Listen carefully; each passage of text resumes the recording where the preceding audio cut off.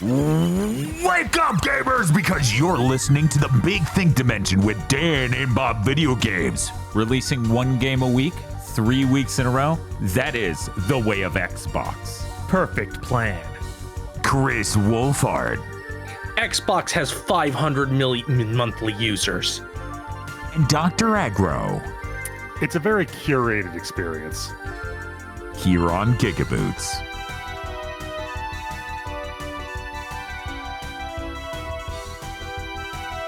That's right, we curate the podcast. That's why we have such a low viewership. Get out of here! Viewership doesn't actually matter. You know, we've moved past viewership mattering in the industry. It's an antiquated notion. It is, honestly. Like, I keep telling the ad sales team that, and they just get angrier and angrier with me every time I say it, and I don't know why. You know, curating it and maybe driving away people who would just not get Big Think Dimension. That actually is highly related to what I was going to tell chat. You know, most of the time when we're podcasting, we don't talk about how the sausage is made. We meet every Thursday at approximately 3 p.m. We do the variety podcast, and then we go into Big Think. And, you know, we don't talk about this, but literally, if anyone in this call tries to say an ounce about gaming news, I start screaming until they stop. I'll kick them out of the voice chat. I'll just right-click them and be like, you're banned from the fucking Discord. You're talking about Xbox? Get out of here. We're supposed to be talking about movies. We're supposed to be talking about Cynthia Rothrock in the movie Yes, Madam. You're not allowed. It's simply not permitted. Now, does that make me an absolute asshole to work with? Yes. But it also doesn't provably improve anything we do. So. That means we have to keep doing it. Obviously. Yeah, in fact, there are a lot of studies saying it reduces efficiency by 20%. But in fact, every study conducted across the last 20 years in multiple countries proves it's bad. Look, it's fine. We can make it up on the back end. See, I've replaced 30% of my actual input into content with AI. Wait. That explains why Aggro wrote a bunch of notes with M dashes in it for the podcast. I was really wondering what was with his fascination with the M dash. No, that's more the result of my very, very sad childhood.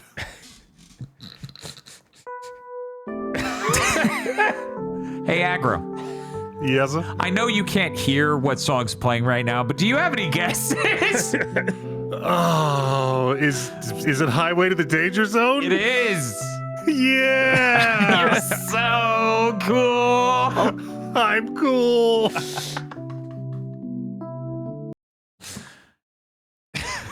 How's it going, everyone? I think it's fucking crazy that Xbox is releasing three of their main games this year, week after week after week. Because we got Keeper, Double Fine's game that's only shipping on Xbox and Steam. That came out last Friday. announced like earlier this year. According to Jeff Gerstmann, I was listening to this podcast, it was Gamescom, which I'm having trouble remembering, but I think he's right. I think they literally only announced that like 2 months ago at Gamescom.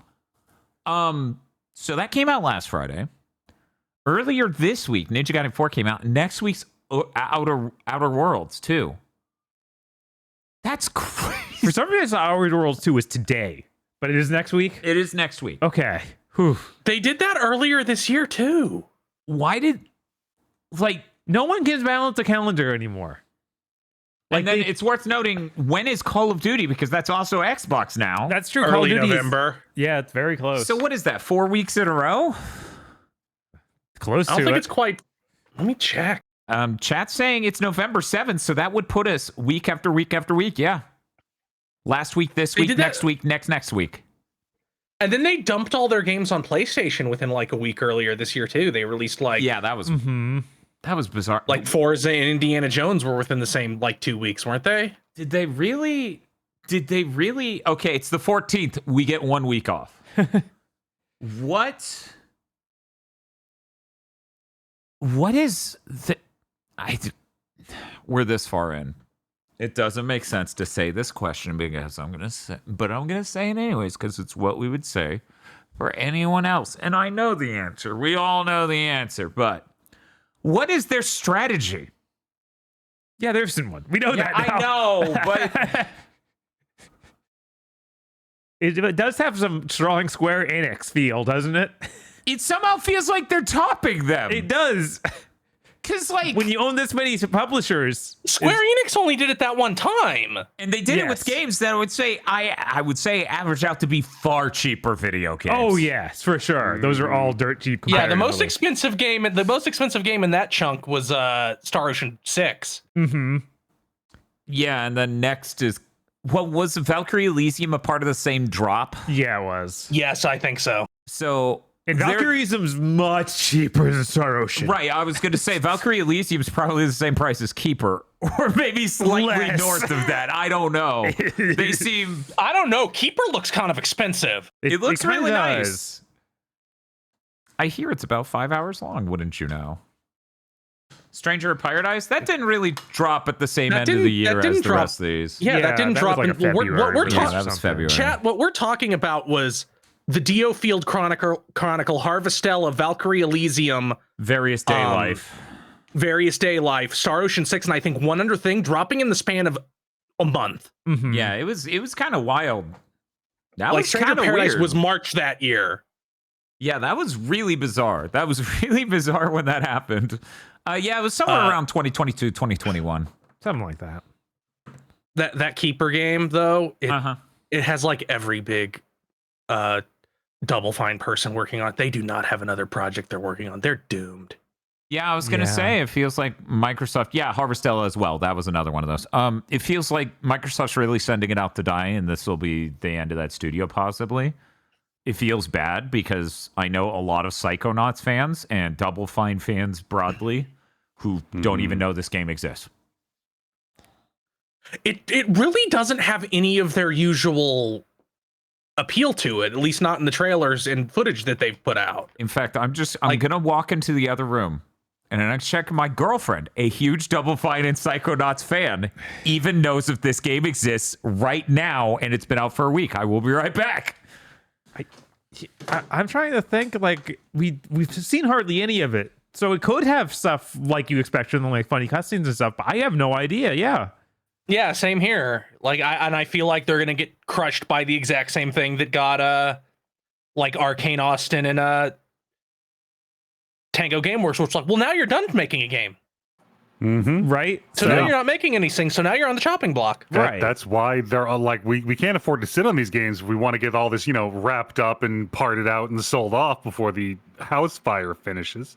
Yeah, it's so funny that it's like they don't even. It's not funny. It's terrible. They don't even want to sell these studios. They want to just abolish them. Like to them, they want to just liquidate the whole studio. They don't want to continue anywhere. Yeah, she didn't know at all. Yeah, of course not. She didn't even know what the game was. She now remembers the game having seen it when I told her to look up Keeper. Yeah, no, they did not advertise this. They didn't give us enough runway. Don't worry, I heard you. I mean, earlier this year, they literally there was a chance that Perfect Dark would still happen. They're just like, we'd have to give up the IP. No. Yeah. Yeah, they don't want to. They want to have everything, but they want to have literally nothing. Right, because nothing strategically makes more sense to their rotted brains than shipping Right, a video like- game. It's they my would- IP to sit on and do nothing with. Yes, they would very much rather have their cake instead of eat it, which is not the fucking point of cake. True. So anyway, as we were streaming Ninja Gaiden 4 earlier this week, I was like, right, Keeper came out. I don't even know if there were codes for that given on websites, so that way people could cover it if they were so interested. So I went and looked it up, and there are codes for Keeper. People trying to search this up right now just keep getting password security managers. So we've applied for a code. I would like to check that game out. And not a good. I mean, Like, it's not not a good, good, to release a game only on Xbox and PC. That's not a good look for Microsoft. That's not a good, like, they need to be able to sell copies if they want to keep Double Fine open. I'm just like, how much was this game even cost? I don't It's even know. like 30. Okay. Yeah. Yeah. Yeah. Yeah. Keeper would be perfect for Switch 2. Honestly, yeah. I feel like if you were going to hit an audience, it would be nice to at least put it in a space like that where maybe people are looking for a little bit cheaper of games that are impressive to run on their Switch 2 that are fresh. Because I feel like if there's anything that's lacking in the Switch 2 library, it's fresh games that are not $70.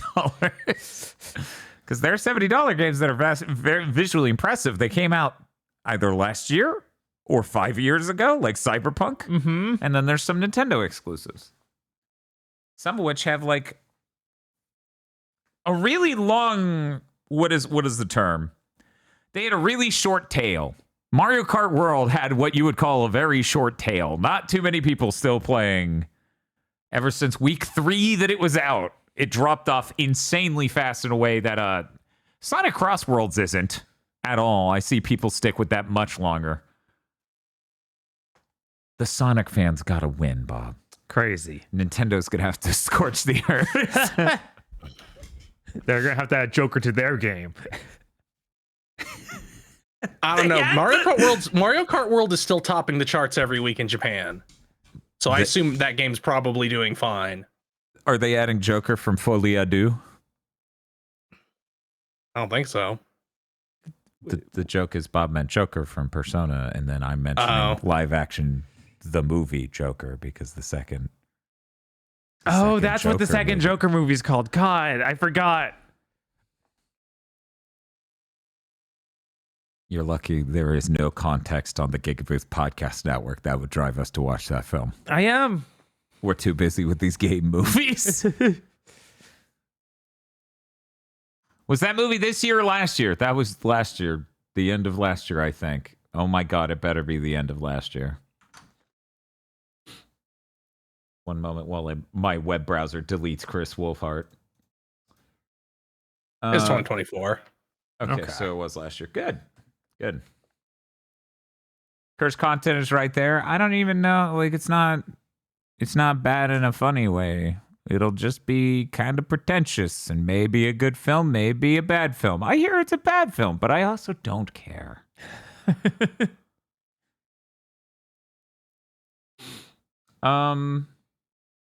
Hey, Bob. Hey, what's up?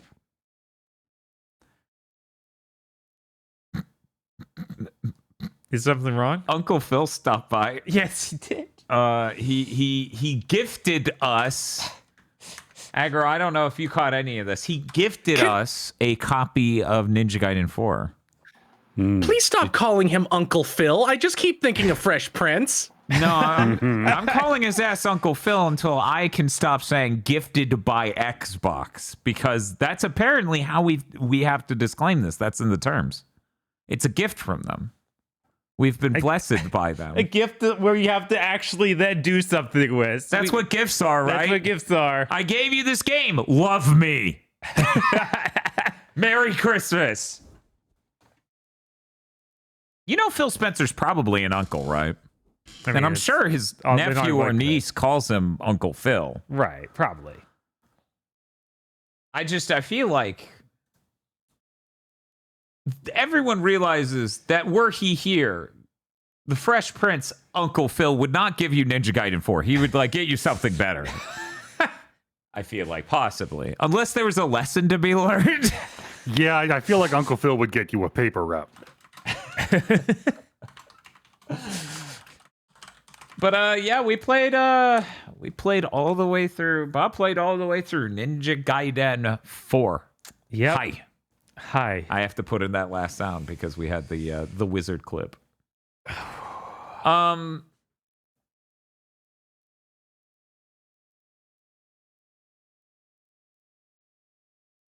I don't want to lead the conversation. I never touched the controller. Okay. Yeah, Ninja Gaiden 4. It's really weird.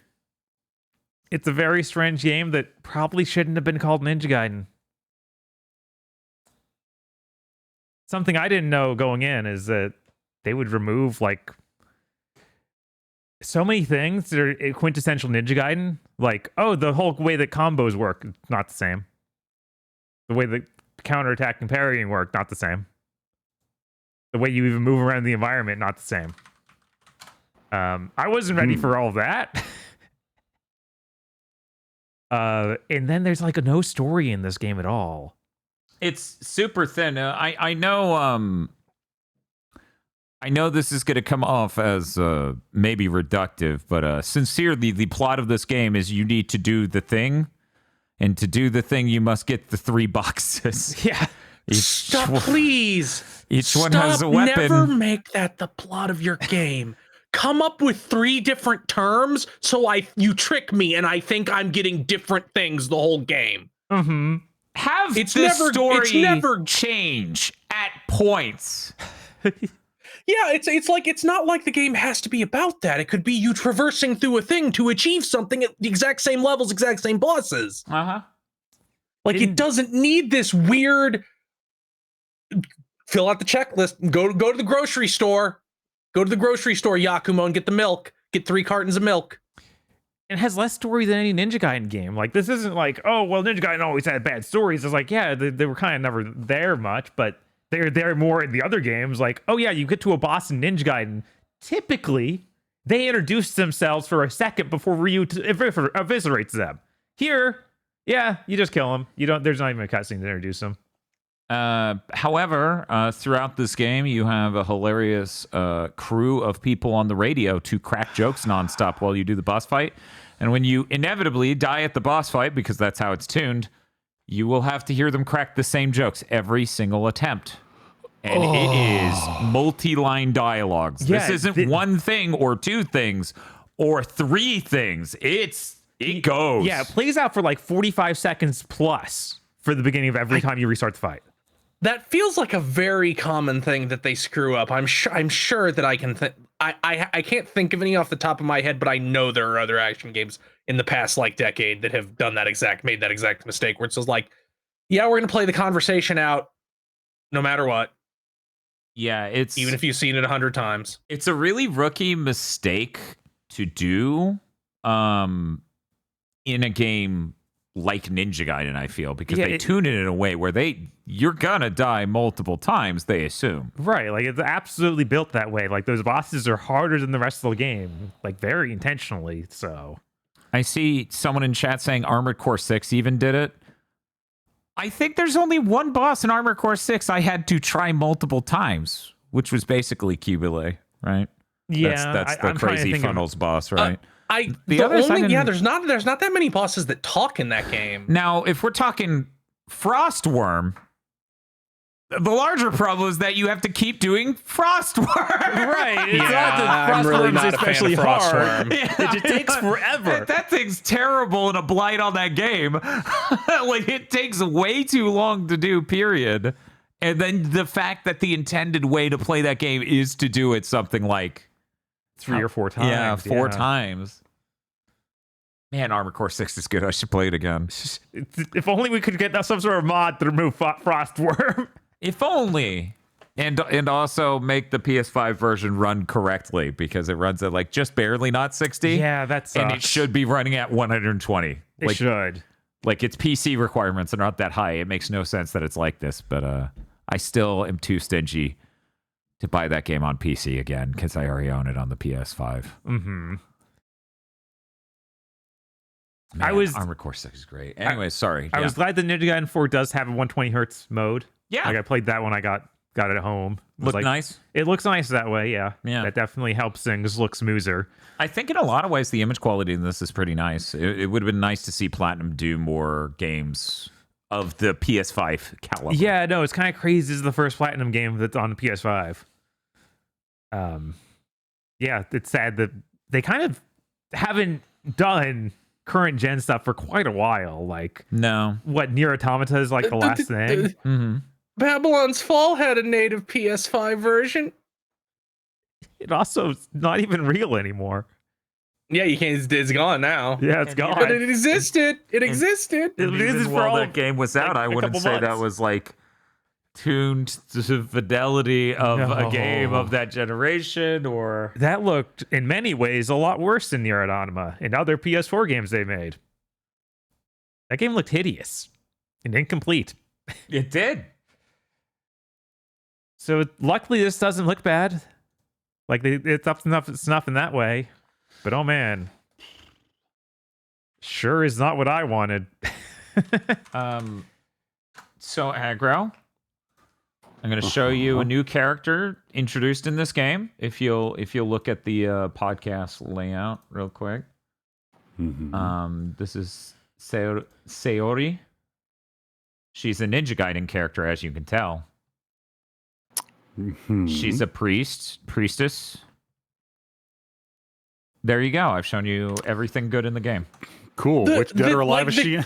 And hopefully the next one. Right?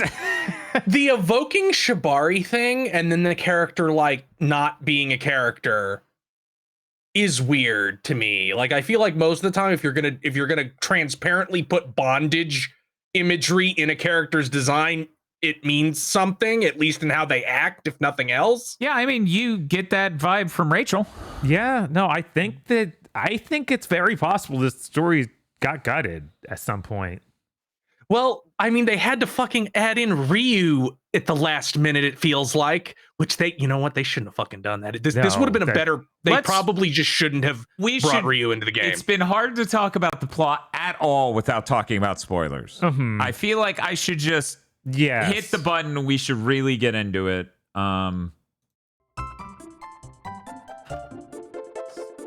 Spoilers, all caps, exclamation mark. So hey, Aggro. I find the best way to go about describing this to our audience is to describe it to you because you were not subjected to any of the game. Chris watched it and Bob and I lived it. Do you know the legacy of Devil May Cry 4? Have the Jedi wouldn't tell you this story, but I will. Devil May Cry 4 is a famously not done video game that sets up plot lines it doesn't fully really get into, and then it just sort of ends. It's got a brand new protagonist, and in order to make the gameplay take longer to play through, 2/3, 3/4 through the game, you have to run through the old levels again, but as the old protagonist. Yep. This is that, but even thinner and less anything happening. And the flashback is, and then Ryu set up all the monsters that you fought by fighting those exact monsters in the spot they were in several years later, baby. Oh, I had to go before you actually did anything in Ryu. Do they seriously make you fight the exact same bosses? The same bosses, the same levels, nothing even changed at all. They just truncated the stages. It's like, yeah, it shouldn't have been there. Absolutely should not have been there. No. I'm gonna put bet money that Platinum was like, we're not making what people recognize as Ninja Gaiden. Like it's gonna be like all the differences that Bob noted, they obviously did as well. So like, we're gonna have it be a new character. That way, at least there's like this break from it being like you're not controlling Ryu completely differently. And then somebody must have gone, you gotta have Ryu. Also, he has to be gigantic on the cover, so people are really expecting Ryu to keep showing up and being playable. Yeah, which I'm gonna pull that up again because people really... Yeah, the cover is very, very misleading. Like, there should be, like we were talking about, there should be laws against this. Also, the cover is some ways similar to Devil May Cry 4's cover. But it's the exact same cover. Like, it's exactly the same. Except in that they made Nero much bigger. To show that he is the main character. This is like Yakumo's in the shadow of Ryu, cuck. Yeah, so this is the cover. That is like almost entirely Ryu, right? What? Right. So then it would blow your mind. Okay, right. But I can get how like you have the active character in the front and the looming shadow of Ryu's legacy in the back. But all the trailers are cut and all the marketing is phrased in a way where it's like, you will get to play as both protagonists as this story unfolds. And it's like, this game ended up... Technically true. I wouldn't say the game stories unfolded. I feel like it was the Stephen King writes boo on a napkin of fucking ninja stories. Anyways, I This was a 15-hour game. You spend maybe 3 of it playing as Ryu, and it's all replaying levels that you just played. Except you catch up. We flash forward to the current place in the timeline. Yakumo's sitting there sad. Not gonna elaborate. Ryu runs past him and gets a whole new level, and we're like, holy shit, Ryu Hayabusa gets a level. We beat that level where a random goon monster is at the end, unexplained and unimportant. He looks like he's from Devil May Cry 2, though. He literally came from Devil May Cry 2. He's like, hey, how's it going, buddy? We kill that dude. Next level starts. Yakumo has to rerun the same level. The game's very done. Man, Microsoft, like every single Microsoft game is horrendously compromised somehow. I am excited to see how in what way the Outer Worlds 2 is fucked. Yup. I Because sincerely hope South that of Midnight had that exact same energy where it's like, here's a level that they showed footage of. It has things removed. Like it has entire gameplay mechanics removed because they couldn't get that working. Like, has there been a single game Microsoft released this gen that doesn't have Forza Horizon in the name? That wasn't just ridiculously compromised? Yeah, Vowed. Yeah, that's what they wanted to make, I'm sure. The ice part of the map, not important. Don't worry about it. That's the most together I think any of them have been, though. Sadly. Yeah, the Western RPG that removed literally every RPG mechanic. Yes, That's the most together one. The literal most boneless video game of all time. Yes, that one. The one that intends you to fucking whole swallow the chicken tendy. And we removed the breading. No. It's more like what's that? What's Kid Cuisine chicken nugget Yes. quality? That's what we're talking about. Just imagine Avowed is kind of like swallowing those without even chewing.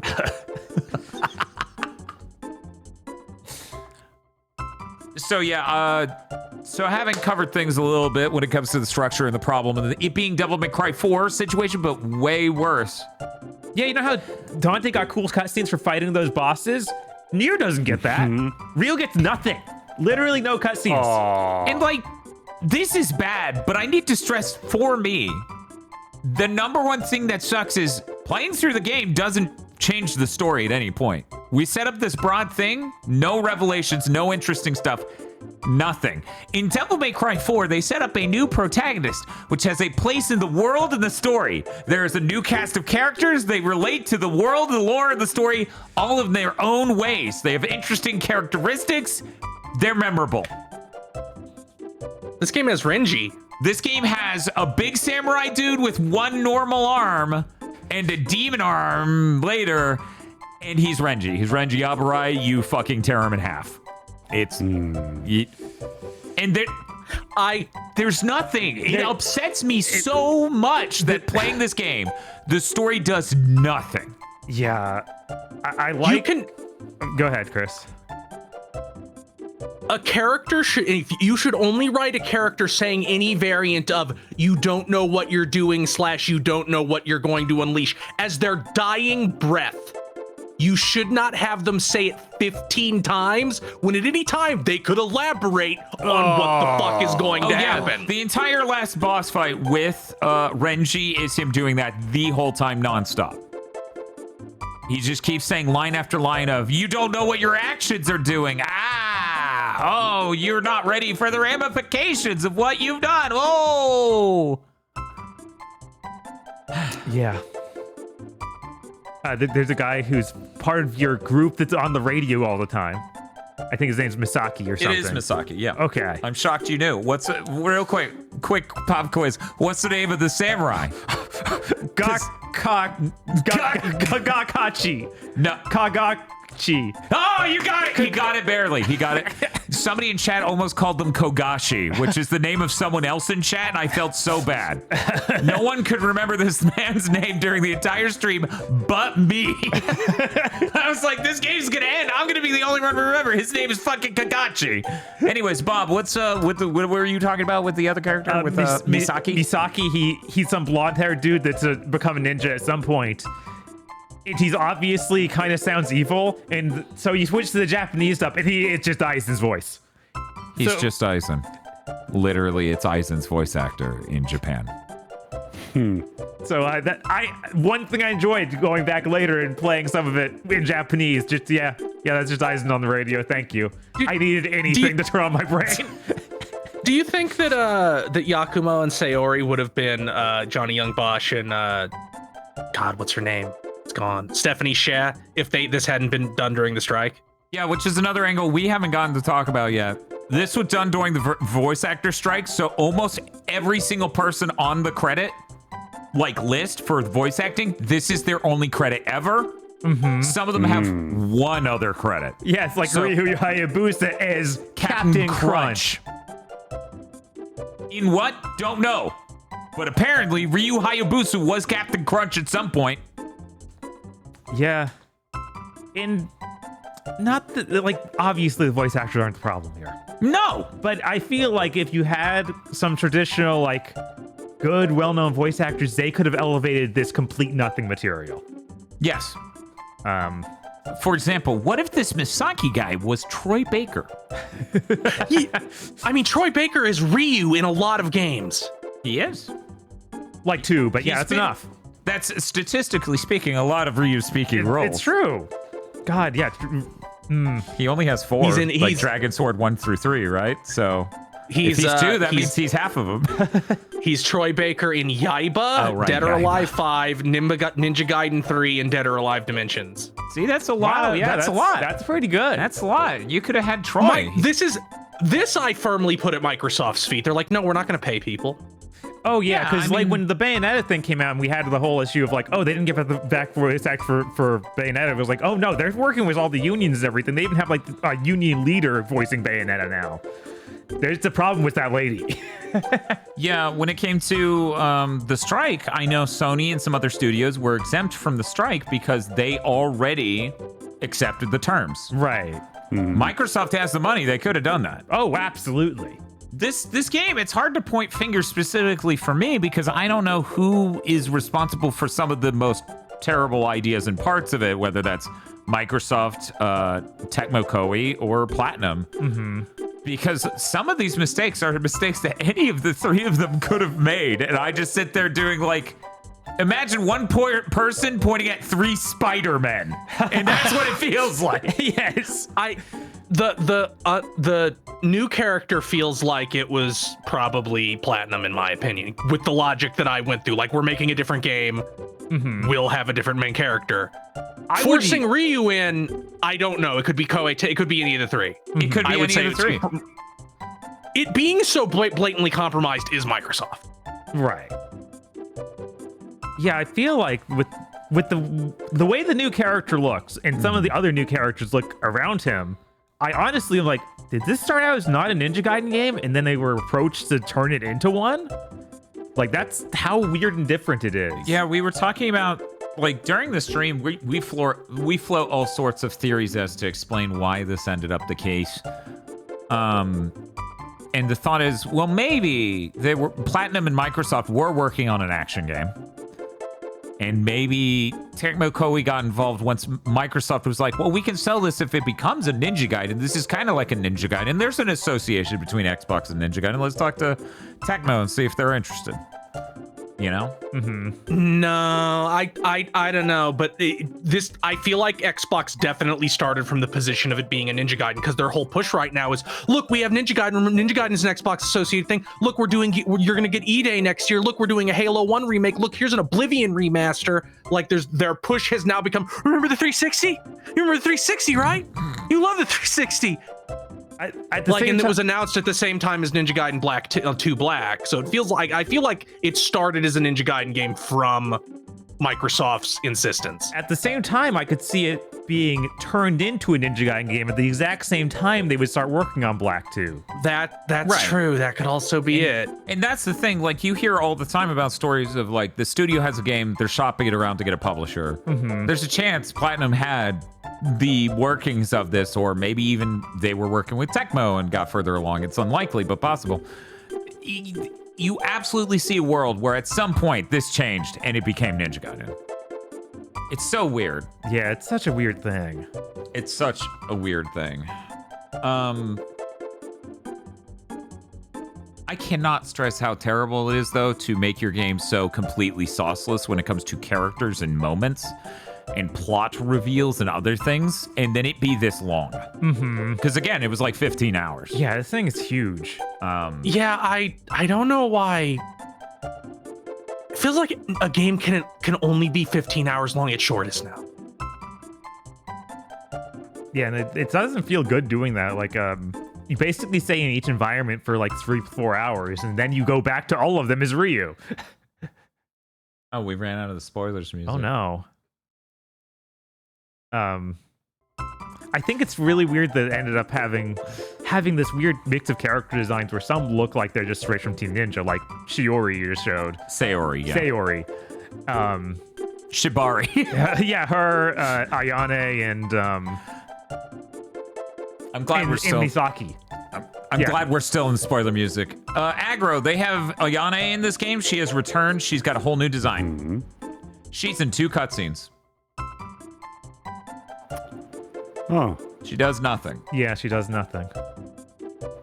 Because nothing can happen in this story. Literally Right. nothing. So she literally gets run past in one of those cutscenes, and that's her full involvement. Can I ask something about the story? Because I did have to go before I didn't see the end. Yeah. What is Yakumo's relation to the Dark Dragon? Okay, so Bob, correct me if I'm wrong. So again, Yakumo is a part of the Raven clan, correct? That's right. The Raven clan, they've alleged that only the Raven clan can kill the Dark Dragon. Apparently, and this is in the very beginning of the game, they are in some way descendants from the Dark Dragon, like Ryu is descendants from the regular. But for some reason, they say this literally at some point. Only Yakumo and the clan of the Raven can kill the Dark Dragon. Yes. Otherwise, Ryu would have obviously done it years ago. Yes. They never explain why that is. It doesn't make any sense. But in a completely wild ass poll, they also say something about your sword is going to purify the Dark Dragon. Now, worth noting, it isn't like he had the sword the whole time. That would explain it, right? Right. Like, oh, Yakumo had the sword, of course. No, the Dark Dragon blade, which comes out, I don't want to get into, is going to purify the Dark Dragon. So Bob does the dragon part of the Dark Dragon fight, which is a stylish character action game where you put a giant enemy as a boss. Basically always bad. It Does is what it it involve always a is. lot of grinding on the ropes?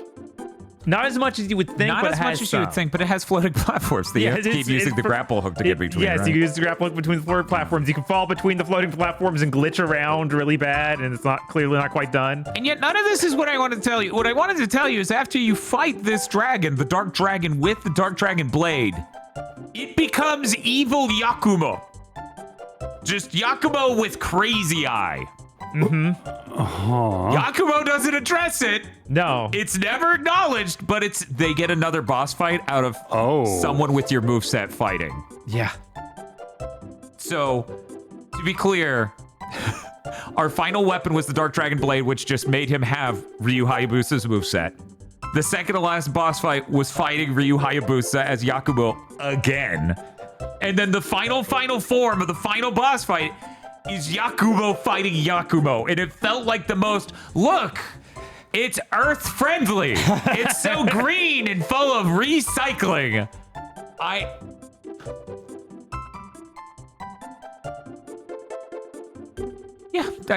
just wanted to mention. Yeah, no, it's real depressing.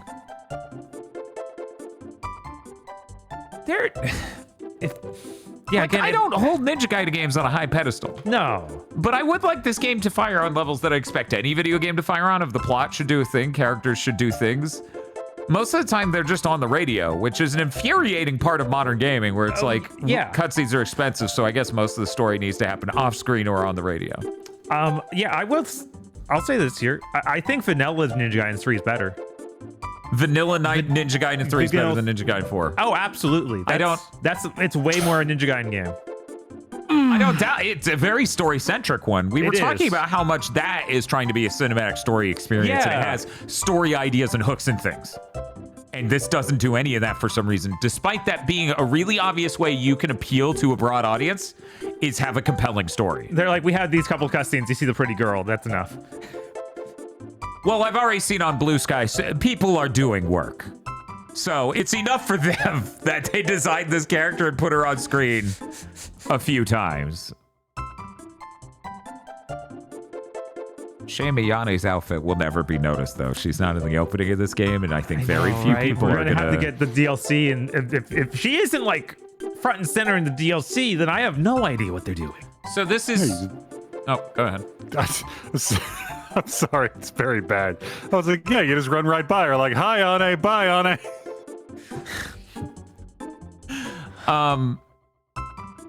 This is a $70 game with $20 deluxe edition DLC, so that way you can get down the road the DLC. Bob, what's in the DLC? You get a new weapon for both characters and a new story chapter of some sort called The Two Masters.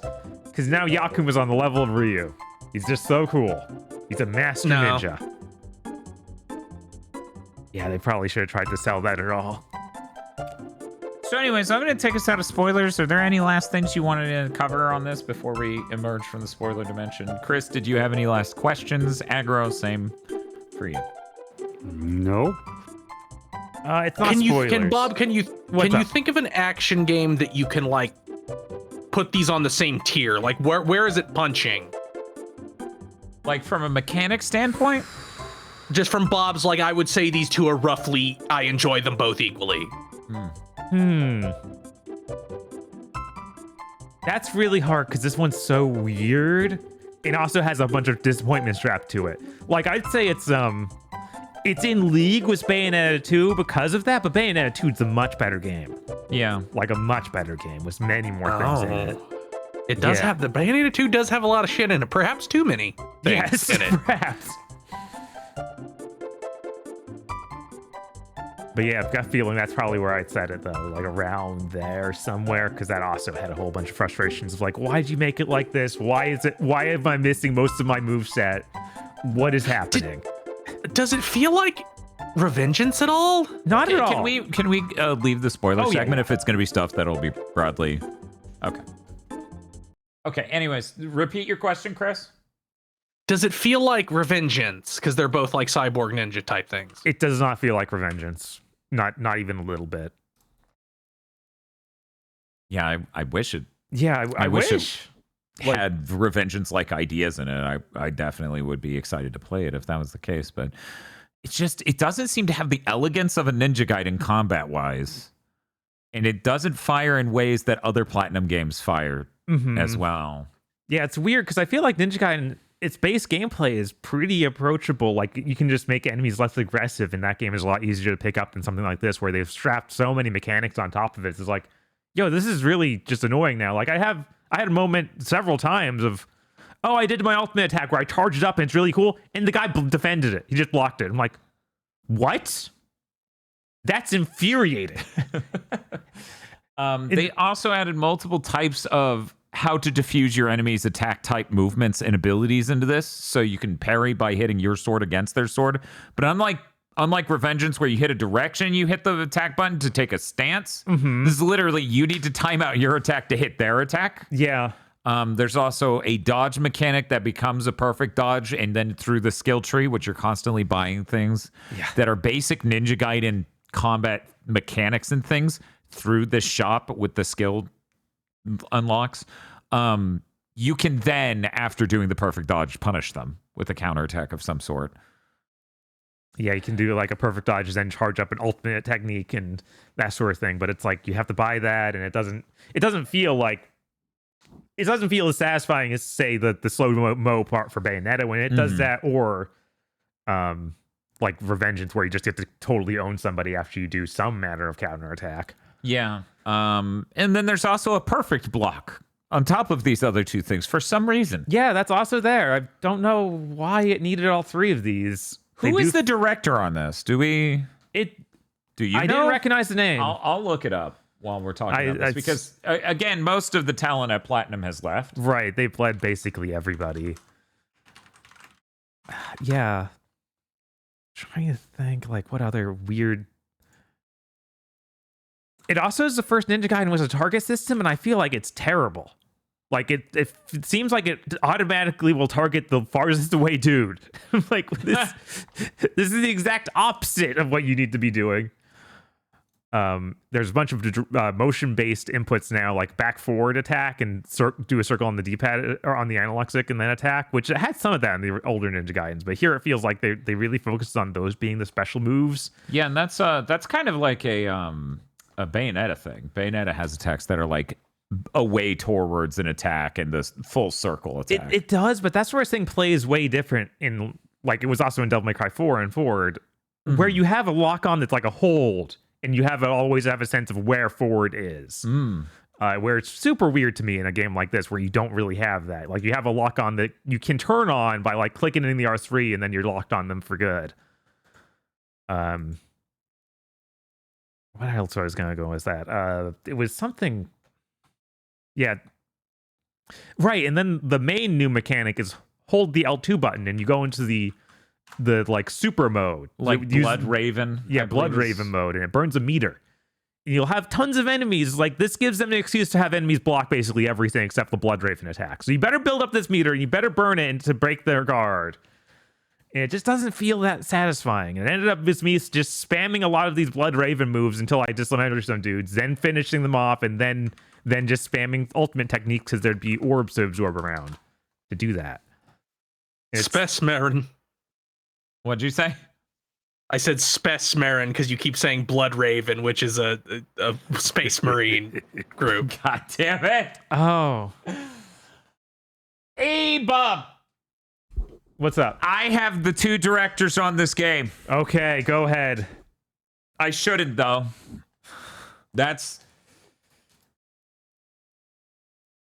It's worth noting one of them did do battle design lead on, don't mention that, game design on Dead or Alive 5. Okay. So related. They did battle design lead on Dissidia NT.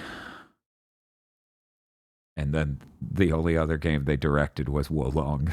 Oh, that's the worst one of those yeah, Souls it games is. they Jesus made. Christ. So then do you want to hear what the other director's only directing credit is, Of as far course. as I can And see? I think he's the What? platinum one. They both are. They're both from Platinum? Yes. What? Yeah, I thought both one of was the from Team Ninja.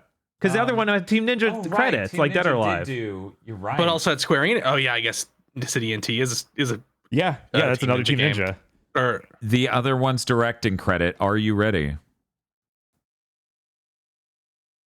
I need the full title. Cyber Dimension Neptunia 4 Goddesses Online. What? This is who gets to run Ninja Gaiden? Like the 2 loser directors? That's so bad. Genuinely, I thought the first director, I was like, okay, that's maybe not a great track record. I hear people don't like Wolong. Interestingly, he's credited under, I don't know why this is the case, but on Moby Games, it puts it under the umbrella category of business for director. Huh. I don't know why. It divides these into different things. So principles, some might say. For example, writing. He also did the story concept for Wolong. Oh. So anyway. I mean, at least 4 Goddesses Online is their weird attempt at making a multiplayer action game. that at least explains it at all. Wow. Because I was like, what? That's all they got left of Platinum, huh? Oof. I think this game would really have been elevated if whenever you jumped, Yakuma went, like a kangaroo. Like a kangaroo. That would give him a personality, something Yakuma desperately needs. Yeah, it's bad. He just, plenty of characters and things have just said the cool guy phrases, and somehow it works for them, and you get an idea of who they are because they think they're cool. And for Yakumo, it doesn't really. He feels like he's going through it, and I don't know if that's voice direction, the voice actor. Somehow you just don't get the idea that there's a whole human back there. Yeah. Yeah. It's weird because most of what he just sounds kind of frustrated most of the time. Yeah, we kept Yeah, like phrasing, or I kept saying it was like Walmart employee who's just doing like door greeter energy. Yeah, like they don't even have like I can't even see somebody who likes that sort of character liking him. Because he basically has nothing. Right. I feel like you need to go a little bit more in any direction to grab somebody. Like, unless you just really love that design, that's kind of all you got. I'm seeing this person, the one who did that one hyperdimension game, actually did do 2 others. Wait. Mega Tag Mention Blanc plus Neptune versus Zombies. What the hell is that? And there's a lot of fucking Neptunia games, Dan. And Hyperdimension Neptunia U : Action Unleashed. He was director on all 3 of those Hyperdimension games. Weirdly enough, producer on Bayonetta 3, co-producer on Soul Cresta, and executive producer on Metal Gear Solid Delta Snake Eater. Weird. The Delta one's super weird. I had no idea anyone from Platinum would have been involved with that. Because they had the weird vertical slice. Yep. Replacing the thing that was in Snake Eater. Right. Remember Soul Cresta? It comes up a lot, actually. I haven't had an opportunity to forget Soul Cresta yet. But I'm looking forward to it. Hopefully not Kamiya's final game. Yeah, he's gonna. Yeah, he's gonna. Oh, Kamiya's gonna come out. It's gonna be great. It's gonna be clovers to the teeth. I sure. Hey, Capcom. I think I said this when they announced Clovers. Beautiful Joe. Where? Oh, I'm sure that's the next thing. I'm sure because Kamiya said several times he wants to do it. I just mean a collection. Like I'd be happy with that. Okay. Yeah, for the moment. I guess that they could do that while waiting, because it's clearly going to be a while. Just put in 1 and 2, and then pretend the ones on portables don't exist. Oh, you don't want the fighting game? No, I also don't want Double Trouble. I think is what the one that's more traditional is named. God, I don't know if I've even seen that one. So, yeah, basically we're sitting here at the end of Ninja Gaiden 4 just wondering how it ended up the exact way it is, because you want to believe that couldn't have been the plan. Right. I'm pretty convinced we'll never get another Ninja Gaiden, though, and that's really depressing. Yeah, that's the worst part, in my opinion. It's like it ends on this sour note. You made something worse than 3. That's messed up. That's messed up. You made us wait 13 years for you to make something worse than 3. You even released Black 2 at the beginning of the year to make sure we remember how good it was. Yeah, that's like an unforced error.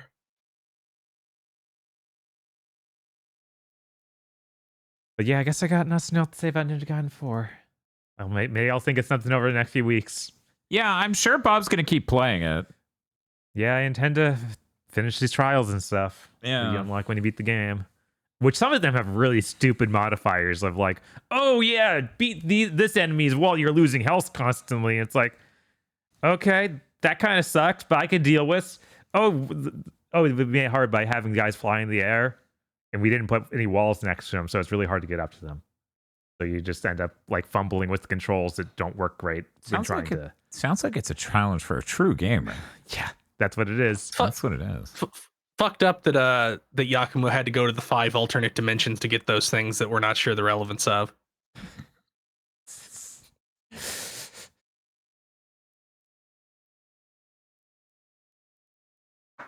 I was gonna say something else, but it's fine. We can move on. Oh wait, no, I remember. We should talk about this. So Bob got the pre-order because he's soul bound to the Ninja Gaiden series anyways. And he gets it, he picks it up, and the dude, apparently he didn't get the pre-order code, and Bob points out, oh, the receipt didn't print out with the pre-order code. This is a store manager, by the way. Store manager just goes, oh, it's probably included with the deluxe code in the box. So Bob opens the box, sees there's nothing, does not get a pre-order. Did you contact them today? I haven't had time to do it since. I've been very busy the last few days of doing things that are streaming. Which we didn't really allow time for. Right. Between podcasts and all the streaming. And GameStop closes at like 6 or 7. So Yeah, I don't even which get is to call them later. its own level of bizarre. And if not for that, perhaps Bob could have left the game sealed. Perhaps. But anyway, just wanted to have another fun story about GameStop. Huh? Reminder, Bob worked at GameStop forever and definitely knew multiple ways you could try to figure out what was up. Yep. There's so many steps you take when something like that happens, and none were. Cool. Anyway, let's move on. Hey, Bob. What's up? We played Left Alive, Oh. the Metal Gear Solid clone made by Square Enix, set in the Front Mission universe. It was what, 2016? 2018? Bob, it was 2019. It was 6.5 years ago. 6.5 years ago was 2019. God. You know how stand users attract other stand users? Yes. You guys attract 7th gen games even if they're 8th gen games. Yup. It's true. We had to keep telling people who would come in. This only came out 6 years ago. This is a PlayStation 4 game. They wouldn't believe it. This is a late PS4 game. This is one of the last years of the PS4 chat. This came out well after Dark Souls 3.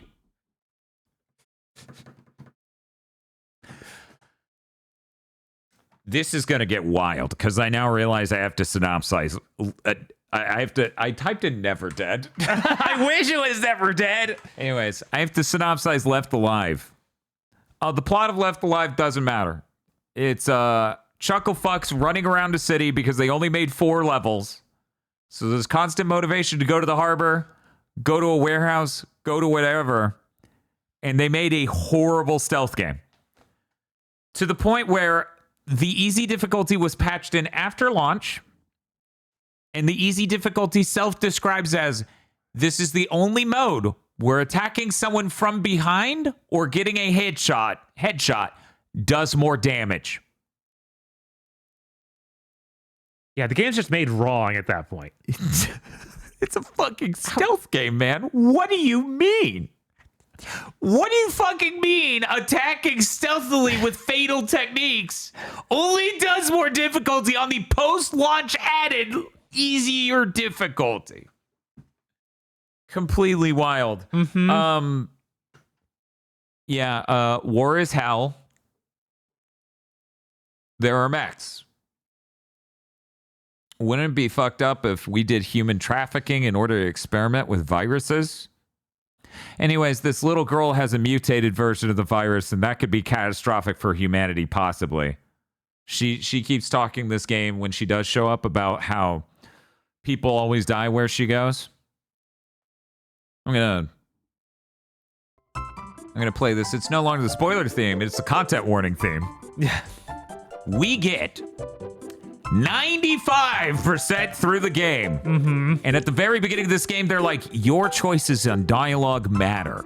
It will change events. So I knew what that meant. No, it doesn't, until the last 5%. I was fucking sold on that from the beginning. And God, did they deliver. You get to the little girl in the street. You finally catch up with her.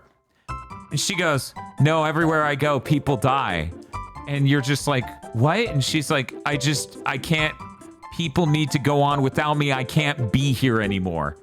And she pulls out a wicked huge knife, points it to her neck. Bob gets three dialogue decisions. And one of them's like, I can't convince you otherwise. I'm like, Bob, pick that one, Bob. He says that, and little girl goes, and just kills herself. To be fair, I didn't. That was all Dan. You were just like, I'm going to hit that, and then you did. Yeah. But Bob's like, no. I would have chosen the uninteresting thing. Just to be clear, I would have been like, no, there's so much to live for, 14-year-old. I want no interesting things in this boring as fuck game. This is making me think of when I streamed Dragon Age 2 and always picked the option that was the laughing mask, or as I called it, the Reddit option. Yes, the Reddit option. So this character is like struggling to fight off his inner demon. He has this person like underneath a spear, like holding it up, and he's like, please, I don't know how long I can hold it. And I'm like, sorry, chat. We gotta pick the fate. So Hawk says some glib bullshit, and the character just murders them. It's fucking wild because the child's like 13, 14. Yeah, she's really tiny. She's really young. It's surprising they even put that in a video game. And the fucking dialogue choice of, I'm not going to convince you otherwise. That's it. That's it.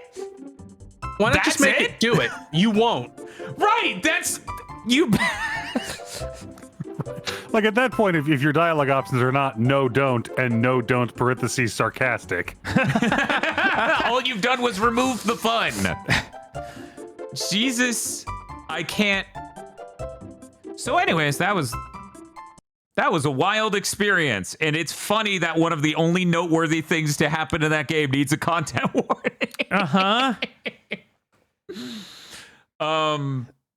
What a game.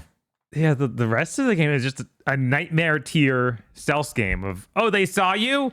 You will die instantly unless you're on the easiest difficulty. And The sight cones don't exist. Like, you don't get to see where they're going to see you or anything like that. yeah, there's no salts on radar. Yeah, They couldn't. This isn't that level. Chat, it's an 8th gen game that came out in 2019, and everyone was convinced on site that it was a PS3 game. We are nowhere near that level of confidence. it's astounding. Like, looking at the visuals of the game, they look a whole generation better than anything in the game. Like, all the motion that happens, like, you'll see a soldier walk up. He's like, that's not the right fidelity for that walk animation. Oh, yeah. No, like, we're talking really high-end PS4 character models doing vampire rain animation. Yes. Then you shoot them and they, like, ragdoll in a way you only see early PS3.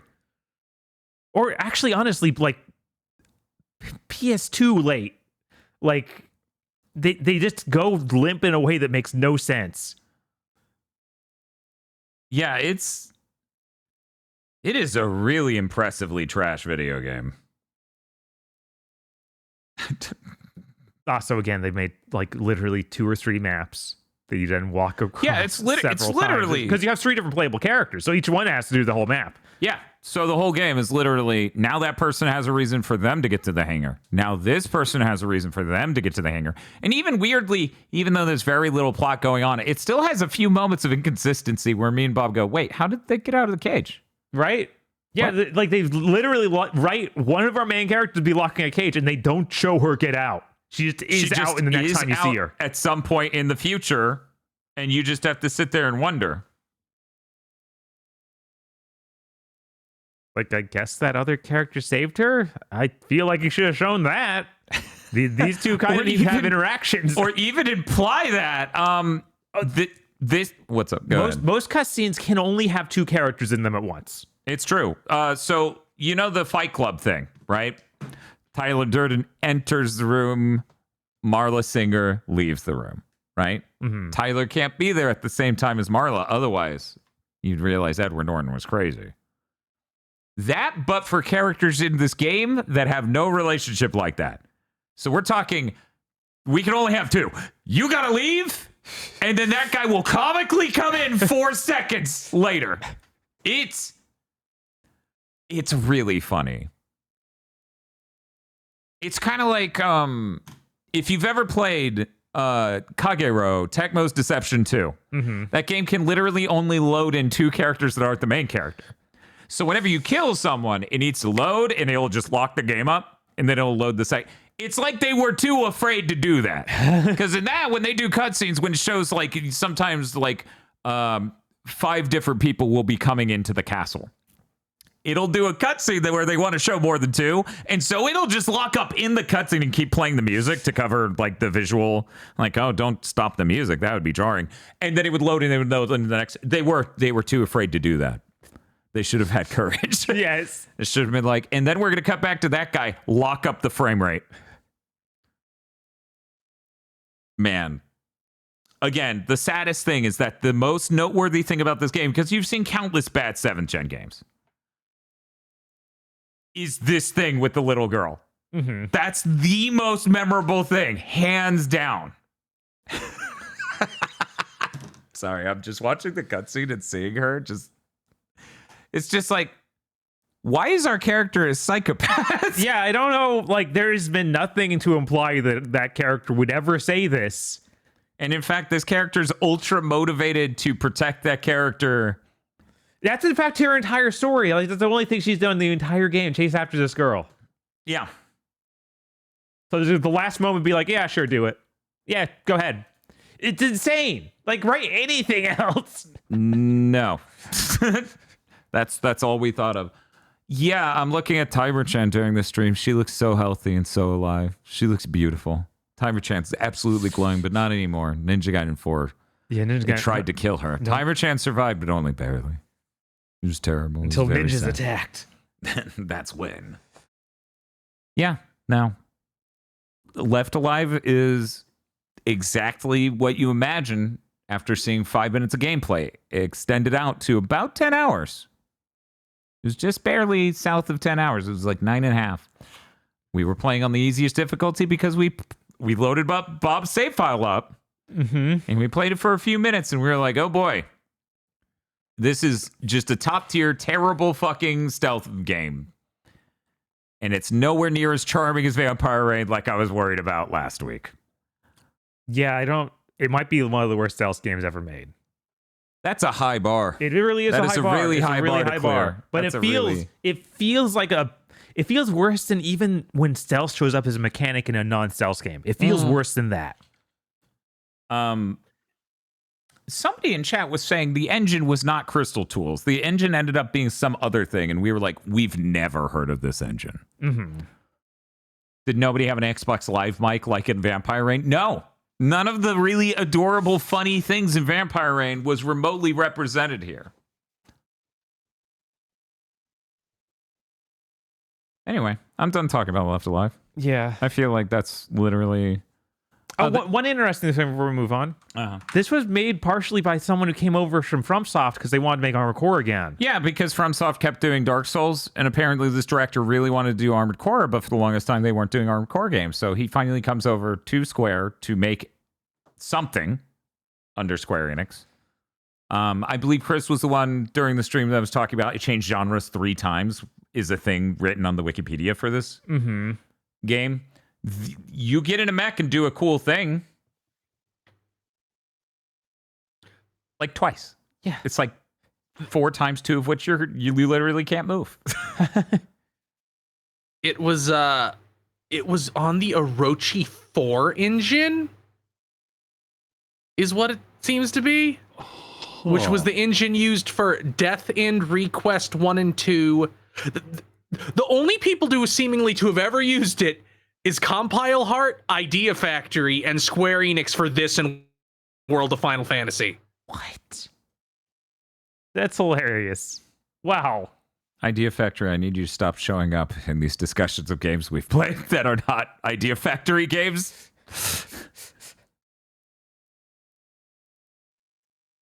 Yeah. Yeah, that's it. I'm done. Hey, Bob, what have you been playing? I also played a decent chunk of Death Stranding 2. Okay. Death Stranding 2, luckily, after 4 or 5 hours of an opening, starts introducing new mechanics and new ideas. Thank God. That's way too long an opening. But yeah, the part I talked about last week where you go to Mexico, luckily that ends and then the real game starts. So you go to a new continent, you're going to Australia. Australia actually looks different. It doesn't just look like New Zealand or Iceland or whatever that was for all of Death Stranding was. There are different biomes. There's a lot more different weather effects. I've had stuff like firestorms, earthquakes, things like that. And that spices it up a decent bit. The game also breaks into just, hey, there's a stealth segment. Well, a lot more frequently. Like several times it's been like, oh, you need to take out this base of dudes. And like, that's the actual mission. Which is neat, but at the same time, it does feel like the control scheme is getting a little bit like all the controls for carrying stuff, all the controls for stealth action. It's becoming a little too crowded, and we're lacking things in the stealth segments. Like, oh, it'd be nice if I could go fully prone. It'd be nice if I could move bodies after I knock somebody out. And that sort of thing isn't there. There's just too many other features going on. They did put in a cool thing where you can put down your entire backpack, so you aren't as obviously noticeable with a gigantic box on your back. There's still lots of cool enemy designs and bosses. I think making Peace Walker broke Kojima's brain, though. Boss fights are Oh, yeah? just bullet sponges like crazy. Here's your giant thing you're fighting. Shoot it like 100 times. I'm like, that's not fun, man. This isn't how you used to do this. So maybe that'll improve. I don't know. Also, the game does feel really hampered by it's gotta fit in the mold of this game they have. Of like, oh, there's so many times you'll be like, oh, to see the cutscene, Sam, you're looking tired. Go to your private room. Like that's. Sam, the next objective that's going to be fighting a big cool boss. We can't just have that happen. You need to go accept the order from the local station nearby, and then you can go fight that cool boss. Yeah, it's like all little things like that that just make it feel like, guys, it's too gamey. Which is unfortunate. Like, I feel like we need to get away from Death Stranding. It has too many things attached to it like that, I think. Like, oh, you wanted it to be this open world thing that has all these systems going on, and that prevents you from doing these more interesting story beats, which luckily I started also, after those first 4 hours, getting cutscenes that involve more than one person. Because you know how Death Stranding 1 is, like, you go to the place, and then you basically... you watch Sam watch them do something. Like, he doesn't actually talk or anything. Sam seems like he talks more frequently now. It's still not enough. Like, he needs some of the grunts and stuff that, like, Snake would do. Because a lot of times it'll just be like, expedition dump. Sam stares blankly. Sam stares blankly with Pecora hat on. I haven't got Pecora hat. Is there one? Because I know she's in the game. Incredible. She gives you a hat and then makes Sam say Pecco. Good. I need that. I need to get to that.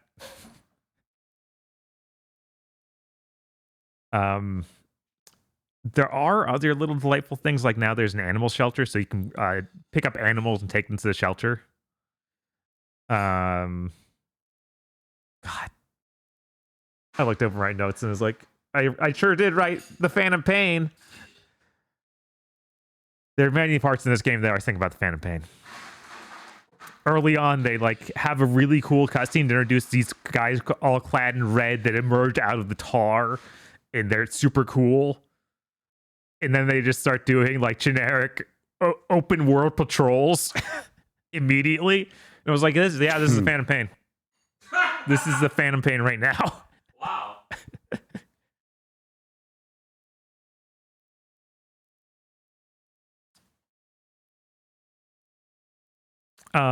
There is a thing in this game's world now that where women stay pregnant seemingly forever. And Okay, how tonally does that strike you as the game presents it? It's the game presented. I'm honestly like, one character was like, okay, sure, whatever. This is a little weird. What's going on?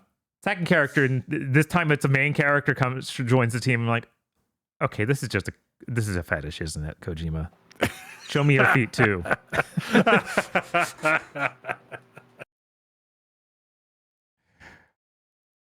So yeah, that's a thing. So if you like pregnant women, Death Stranding 2, just get on there. Hot recommendation. Oh yeah, one thing I think is actually brilliant. It's really great. I lost a boss fight. Sounds pretty great. It pops up with the thing, revive or pretend you won. What? Brilliant. What? Yeah, just pretend you won. I didn't hit it. I was so tempted to. It must just skip it, right? I assume That's it what just I skips would it. assume. This man is the smartest man in video games. He perfectly threaded the needle between toxic gamer, hilariously funny, and accessibility feature. What a fucking madman genius. Pretend you won. That's awesome. That's the best thing I've heard of being in a video game in years. Jesus. That's so funny. God, that's really this. It is I died when he told me that in the middle of the Ninja Gaiden and left the live stream. I was dying. What the fuck? Yeah. Now I'm looking this up, and there's predictably all the articles like this is revolutionary because I don't want to do boss fights. And like, okay, good. You have to hit the button that says pretend you won on every single one. Go ahead. Good for them, good for me, good for everyone. Yeah, no, it's This is great. I can see myself hitting that button when I think it's peak funny. yes. The first time I saw it was a really big moment in the story of like Higgs has somehow returned. Whoa! Which we saw in trailers, but Yeah, still. we saw it. Whoa! Oh my God, it's Troy Baker. I better pretend I won. Yes, it's not just pretending you won that fight. It cracked me up really bad. They need to make different cutscenes. They do. They need to make different cutscenes that now have the tone of I hit that button. He better do Fizzant better just be Metal Gear Solid, but that's the new mechanic. And he did 2 cutscenes for every boss battles post scene. And one of them's like, sure. Yeah, you got me. I roll. There's a new character that I'm not sure I like. I don't like the whole idea of him. He's a dummy that pops out of the ground, and he just looks like a generic like a Crash test dummy? A crash test dummy, kind of, but he has like an anime face drawn on him. Okay. And it's really creepy. And then he's like, well, you don't trust me talking to this AI voice. Well, I can talk to you as any of these 4 characters from the last game. Oh, that's one moment. Yeah, like, it's messed up. Is there... And the Sam just is like, okay with it. That's the weirdest part to me of like, there's no hell no. I want you to not do that. I don't want to talk to Die Hard Man, but he's fake. Well, he's a Kojima protagonist, which means he kind of just has to go along with fucking whatever. Yeah. Yeah, no, he's the most Kojima main character has been, as it's just like, well, that's a thing. Right. Okay. My universe is full of rain that makes you old. I don't give a shit anymore. That guy from Smiling Friends, just voiced by Mike Stacklasa, walking around in the Death Stranding universe. Right. I don't want to do this anymore. I got nothing to look forward to. Yeah, And then Doll Man's just there hanging out. Oh yeah, Dollman does get introduced after those first 4 hours, and it's nice having someone else who can say anything in the open world. That is his point. Yeah. Yeah. Yeah. I think a lot of Kojima-isms are more interesting when they're in a real, more real world, like having the bizarreness happening alongside like normal stuff. Whereas Death Stranding's it's all weird. Anything could happen, so nothing's really that surprising if it happens. Yeah, that's Kind of a problem. That's kind of something that took a little bit of it out of Death Stranding 1, is that the world doesn't feel lived in because it's a dead world. Mm-hmm. And I think that is something that makes Metal Gear Solid come off as a bit more insane, is that this is a real world. Right. You know? Civilization is happening right next to this. Meanwhile, this is like a fever dream universe. Mm-hmm. But that means he can get away with anything. It does. I mean, You try to explain why women are forever. permanently pregnant. Status effect, pregnant. Permanent. They put on the pregnancy ring. It's a cursed ring that just makes you pregnant forever, and it's just stuck on. I'm sure a Dark Souls has that. FromSoft, I know this is one of your games. You fucking cop to it immediately. That's in the D&D book that your friends stop showing up if you use.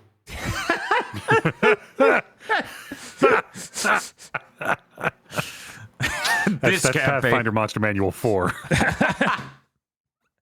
It's weird that this campaign's name is the DM's unobscured fetish.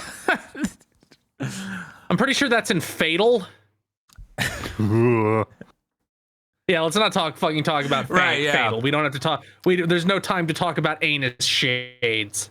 I like that he digital cyber demon in the middle of that word of all words. Anyways, hey Bob. Hey, that's basically all I gotta say about Okay. Death Stranding 2. I'm enjoying it, but there are definitely like ups and downs of, man, I sure wish this was a normal Kojima game. Man, at this point, he's almost made more of those than he has normal ones. I know, right? I don't know if he can do it anymore. Everything around Fizzant is so strongly like, it's Metal Gear, it's Metal Gear, it's a Metal Gear, we're doing a Metal Gear, it's Metal Gear. Please be a normal fucking linear game. That'd be nice. Please. But the last Metal Gear wasn't that either. Right? And this Yeah, with but the, I don't feel like the marketing around it, like the buzz around it would be like, it's Metal Gear, but we mean the Phantom Pain.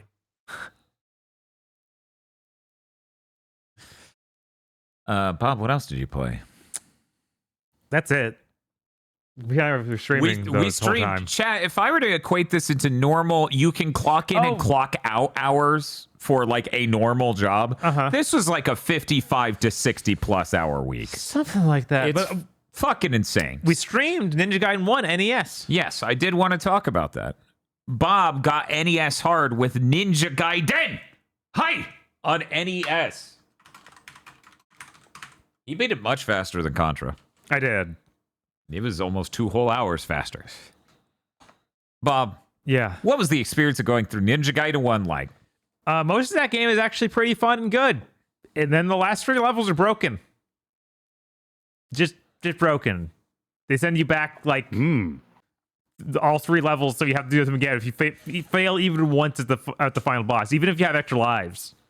They even alleged this was a glitch in that they did not do this intentionally, but then they thought it was cool, so they kept it in. So normally when you die in Ninja Gaiden on NES at a boss, you go to the prior checkpoint, which is in their level, which is whatever number -3. This time, it literally sends you back to 6-1, and you redo some of the most bullshit levels of the game all in a row to get one more attempt. Okay, I need like a Mega Man Nuzlocke challenge like this, where if you die in a Robot Master's level, you lose the last Robot Master you beat. Don't make I that. think the most evil part of it to me is that they're like, yeah, we'll just make each form of the final boss die instantly to one specific special weapon. I mean, Which- that special weapon does that to every boss, so we're clear. Which, worth noting, but then the final form actually has 2 different weapons that could do that exact thing to it, which is really funny. I'm like, the prior forms literally deflected this other thing. They're like, I know, isn't that hilarious? And I'm like, no. No, it is not. Every time you go through a form in the final boss, it throws away your sub-weapon. It does. What? Luckily, when you beat a form, that form stays beaten when you get back there. You don't need to re-beat any forms. What the fuck kind of twisted ass horseshit is that? Yeah, this game's just broken. The moment I experienced this, I'm like, okay, it was a glitch. Like, there's no way this was intentional. I think they tried to make the multiple forms a boss, and doing that and setting up that as the checkpoint completely fucked up their checkpoint code. Probably. Because it retains which form of the boss you're on. It's insane.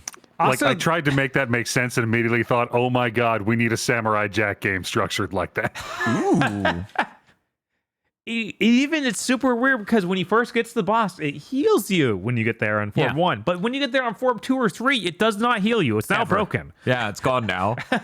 It's gone forever. So yeah, no, that was a glitch. You're totally right. I don't second guess you at all. You're still an asshole for not fixing it. Just to be Right? I'm sorry you couldn't figure out how to fix it, but you've put me through hell. My playthrough was about 80%, maybe even 85%, just those last 3 levels. Most of which because of one fucking bird. Fuck birds. This game has literally poisoned me on the concept of birds in video games. I now understand every other human like that. Bob, I think your playthrough was about like 75 or 70% the rest of the game. And then the final part. Or wait, sorry, 25% the rest of the game, and about 75 or 70 Probably, the final 3. Because you can push through the other ones pretty quickly because it has decent checkpointing. Yeah, and the game's not especially hard. Right? It's not. You have unlimited continues. It has decent checkpointing. Yeah, a lot of the screens are just, well, you learn that screen, then you can figure it, then you get through there. And sometimes that thing you need to do is really annoying. A lot of times the enemies respawn way too fast. Like birds. Yeah. But it's possible. So when you play retro video games, you get used to the concept of like, okay, this enemy starts here. If you kill them and then scroll the camera away and scroll it back, they will reappear, right? People are used to that.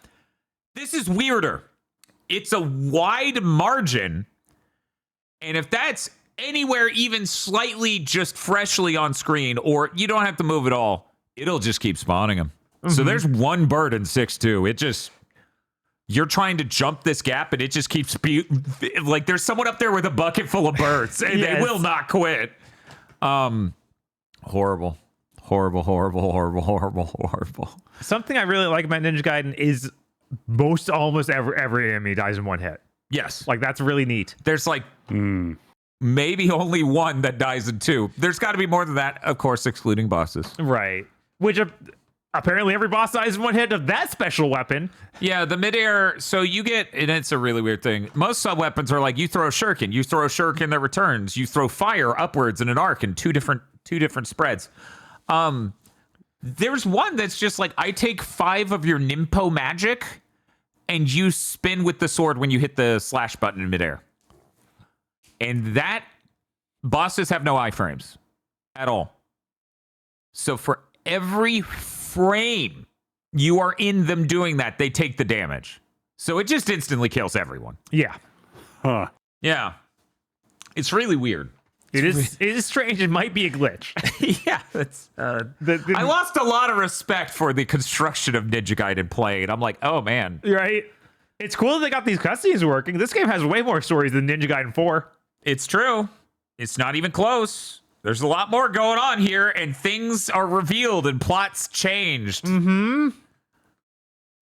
That's so sad. You're going up against an NES game. I know. We can't go back, Bob. No, we can't. We can't go back. Yeah, I think Ninja Gaiden on NES is neat. I don't know about playing 2 or 3. I feel like someday I need to at least look at them. Bob, where are you sitting on this? I feel like I need to beat those as well at some point. Bob will get hard again. We're just ending it like an MCU film. Bob will get hard in Ninja Gaiden 2. We keep threatening what my punishment is. If at some point Bob does a cool and I immediately cannot be as cool. And the thought was, well, what if I had to do Punch Out? And it's like, oh my God. Can we find anything south of that difficulty-wise, please? Because by and large, I'm pretty good at NES games. It really is just truly that one bird in Ninja Gaiden that made my life hell. The entire rest of the game, easy. That one bird, though, ugh. He upsets me. Yeah, I'm glad I learned that bird pretty well.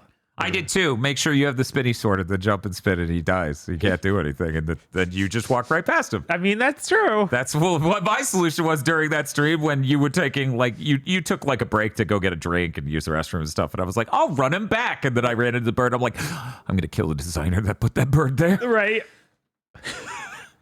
Dr. Jekyll and Mr. Hyde on NES. I wonder what's harder, original Punch-Out or that? Hey, Chris, I have an idea.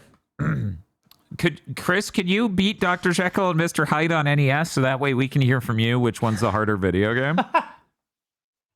Chris is like, I had that game as a child. Oh my God, I'm sorry. No. That's not an acceptable joke anymore if I had known that. I'm sorry. I think sorry. I think I actually hated it so much my parents like went and gave it away when I was like 5 or 6. Good. Like I didn't have it very long. Like I remember trying it, like spending. Maybe it was maybe it was a rental, and I was just so young I didn't even understand what a rental really was. But I definitely played it on original hardware. And like even with a Game Genie, I'm like, I can't make heads or tails of this.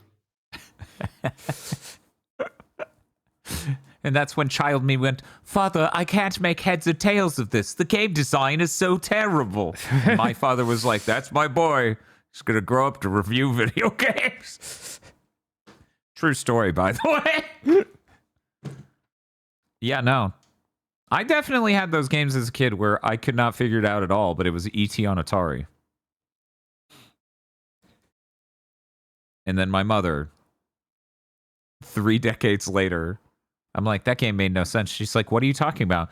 And then she recited the structure of E.T. and how it made sense in the manual for the game. 3 decades on, like she had just memorized the text of the manual. And I'm like, this is deeply horrifying. What the fuck? Most people who have ever played this game see it as incomprehensible garbage. How have you? I know we have not had a working Atari hooked up to jack fucking shit since I was 3. How the fuck did you memorize this? So anyways, Jesus. And then my mother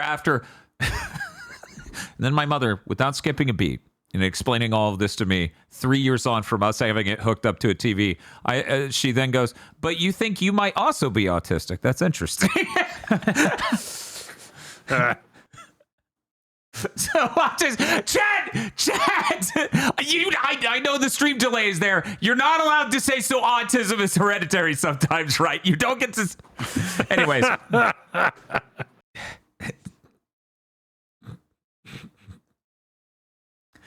You know, I'm proud of myself. I need to take a moment. The test tells us. Wait, did I tell you about the test? I just took the test. I could have told you about the test. I took it just now. How did you know? Anyway, I've never once brought up temporal anti-aliasing at a holiday dinner, so I think we should all applaud my behavior. It's good behavior. They're good very behavior. good. I'm Impressive. doing my best. I don't think I'm going to make it through this year without doing it. Do you want the bell? I could just drop the bell off at your foot. Honestly, I think more people should just have the bell. They should just have a bell for things that they know they get, because it's not worth the words. The bell feels good. Oh, that reminds me, Death Stranding has some pretty bad TAA. Like, and that's rough because, you know, that there's like a lot of rain in that game. Yeah. Yeah. Well, you still haven't brought it over so we can see it on the PS5 That's Pro. true. I'd be really interested in seeing that. Maybe it's got a pro mode and it looks great. Maybe. We don't know. I mean, yeah, I don't know.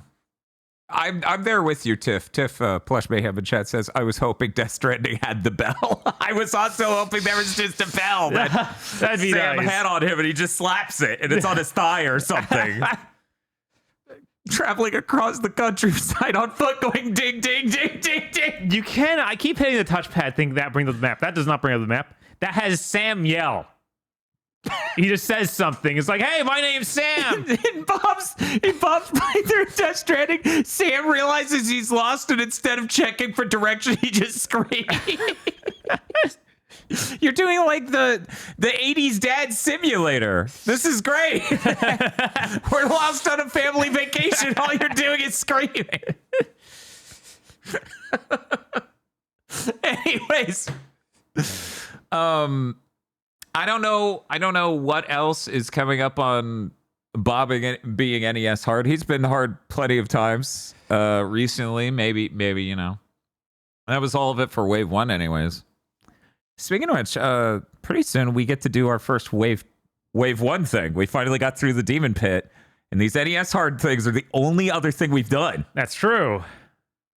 Oh, and also the pizza that Chad ordered us, which was weird. Yeah. With the cinnamon on it. Uh-huh. Spiff was like, my car smells like weird, savory cinnamon stuff. It's bizarre. Anyways. What else was on it? I don't know. It was weeks ago. Oh, okay. I'm sorry.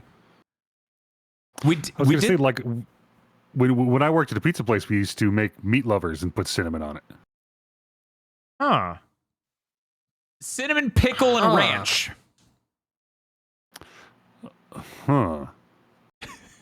I'm adding that to the collective. One moment. Instead of having a soundboard, I have a sound orb. And depending on the emotion I need aggro to express it, and I reach for a different hemisphere. And that's all you played, huh? Yeah. Our stream schedule was so intense between that and podcast work and stuff. It literally was like a 55 to 60 hour week for us. So let's go over to Aggro. Hey, Aggro. Hey, Dan. You got any ghostly updates? Not a lot. Like I said last week, my days at work all got shifted around, so I had to work them all in a row last week.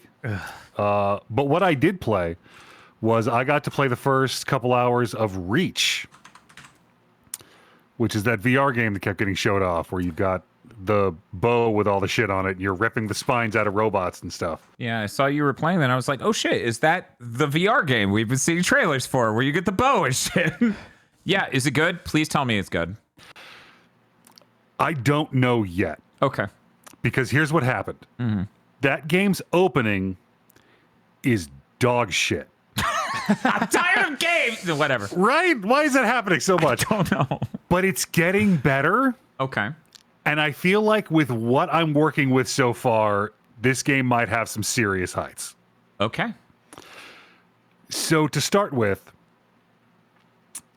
this is a VR game where you've got a fully modeled body. And it is the body of a very slightly built and, from my perspective, short woman. So I feel like a fucking bobblehead doll. They also did so in a lot of VR games where you have hands, even if they're not attached to arms. They don't like they'll just clip through each other. There's no detection there. There's no hit. Which is usually not a problem on PSVR 2 because you've got the rings around the controller and they'll just clack before your fingers get close enough. In this game, you can get your fingers close enough to touch and they interact with each other. Right. They sort of bend. They move like they're rubber prosthetics. And I feel like that might be literally the material they used out of like a library or something. Like if you hit L2 and R2, you'll pinch your middle finger and thumb together. It does a thing later in the game. But what that means you can do immediately is do that with both hands and then sort of like push the point where the fingers meet into each other and like bloop, bloop, bloop, your fingers in and out. And they just sort of flex a little bit and go back into place. And it's kind of deeply unsettling. That sounds great. Aggro, as a quick detour, the pizza was chicken, almonds, and cinnamon. This is how it looked. Okay, maybe not with the specific ingredients on offer, but that is a combination that could be good. It's interesting because I never would have thought of almond slivers as a pizza ingredient. Yeah, I'm a big proponent of not adding nuts to shit randomly. Oh, that's right. It also had hot honey Oh, yeah. and pepperoni buried underneath. Right. Barely any pepperoni. Weirdly, the addition of those two kind of bridges the gap, and now we're going in an interesting direction. I thought the almonds were interesting. I would like to make a pizza of my own volition that includes that as an ingredient. I feel like one of the biggest downsides to this, like the biggest demerit, it was made by Donato's and their pizzas all taste bad. Bob is a known Donato's hater. They have some terrible sauce. I wonder, do they have other sauces? I don't know. And their crust also isn't great. The crust? Yeah. Yeah. I remember I thought you were going to say that it was the hot honey because I remember you kept talking about like, I'm eating this pizza, my hands are all sticky. Yes, that was definitely a problem. They put so much hot honey. It wasn't a drizzle. It was like soaked it. Yeah, it was anyway, sorry to distract from Reach. I just, someone posted in chat and let me tell you, it was a little unsettling for a person on the internet to hand me a photo taken by my phone with the exact file name it has on my phone. That was, I mean, it's my fault. I gave it to the internet. We know where you live. We know the dumb shit you eat. Oh no! So you've also seen the pictures where I bought miniatures to make my penis look even larger when I take pictures of them. No, what? You do what?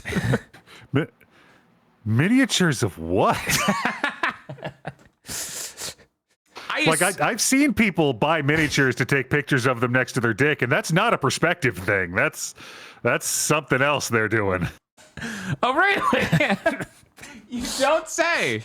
No, obviously it's a miniature of a full-size woman. This is like 1/32nd scale. What are we talking? Put it in Gunpla terms for me. So is this like a imagine forced High perspective Gog. bit, or do you have a Tinkerbell fetish? This is do I really have to talk about?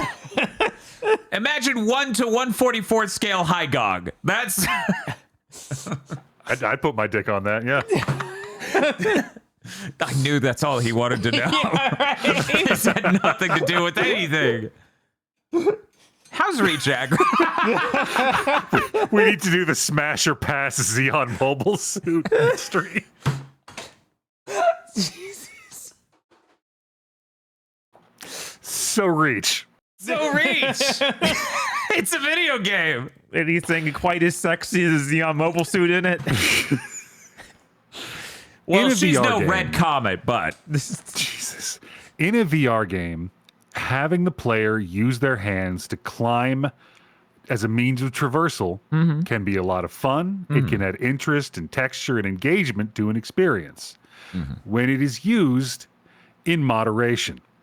oh, When the opening of your game includes, I honestly didn't keep track of the time, what feels like 40 minutes of climbing up nondescript buildings in South America, it makes me want to kill myself.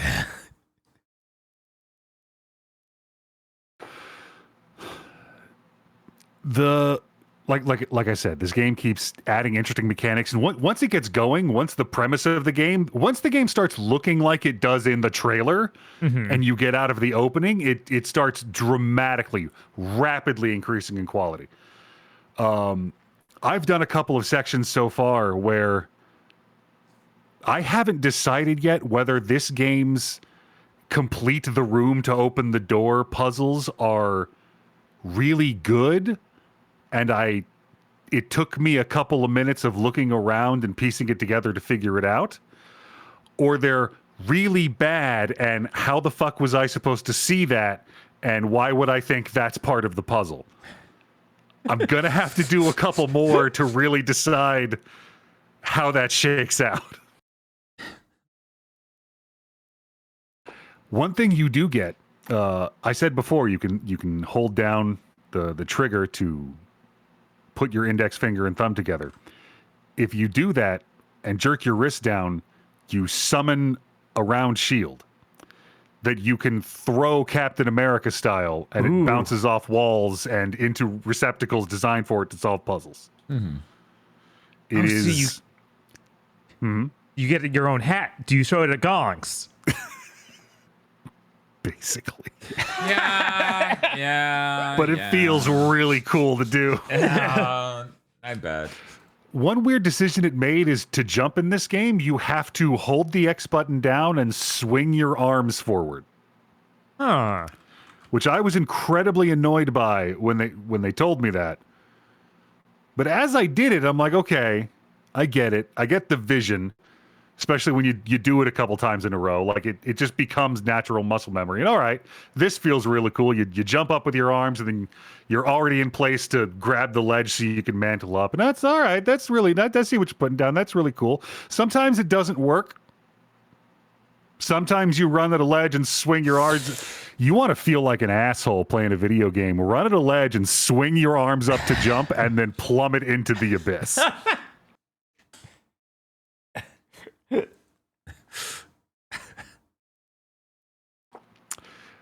Like I said, when this game's firing on all cylinders, it's pretty great.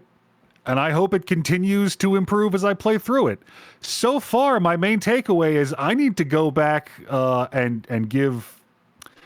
Oh no, I'm blanking on that other VR game from earlier this year. From earlier this year. Shit. Is it Eon?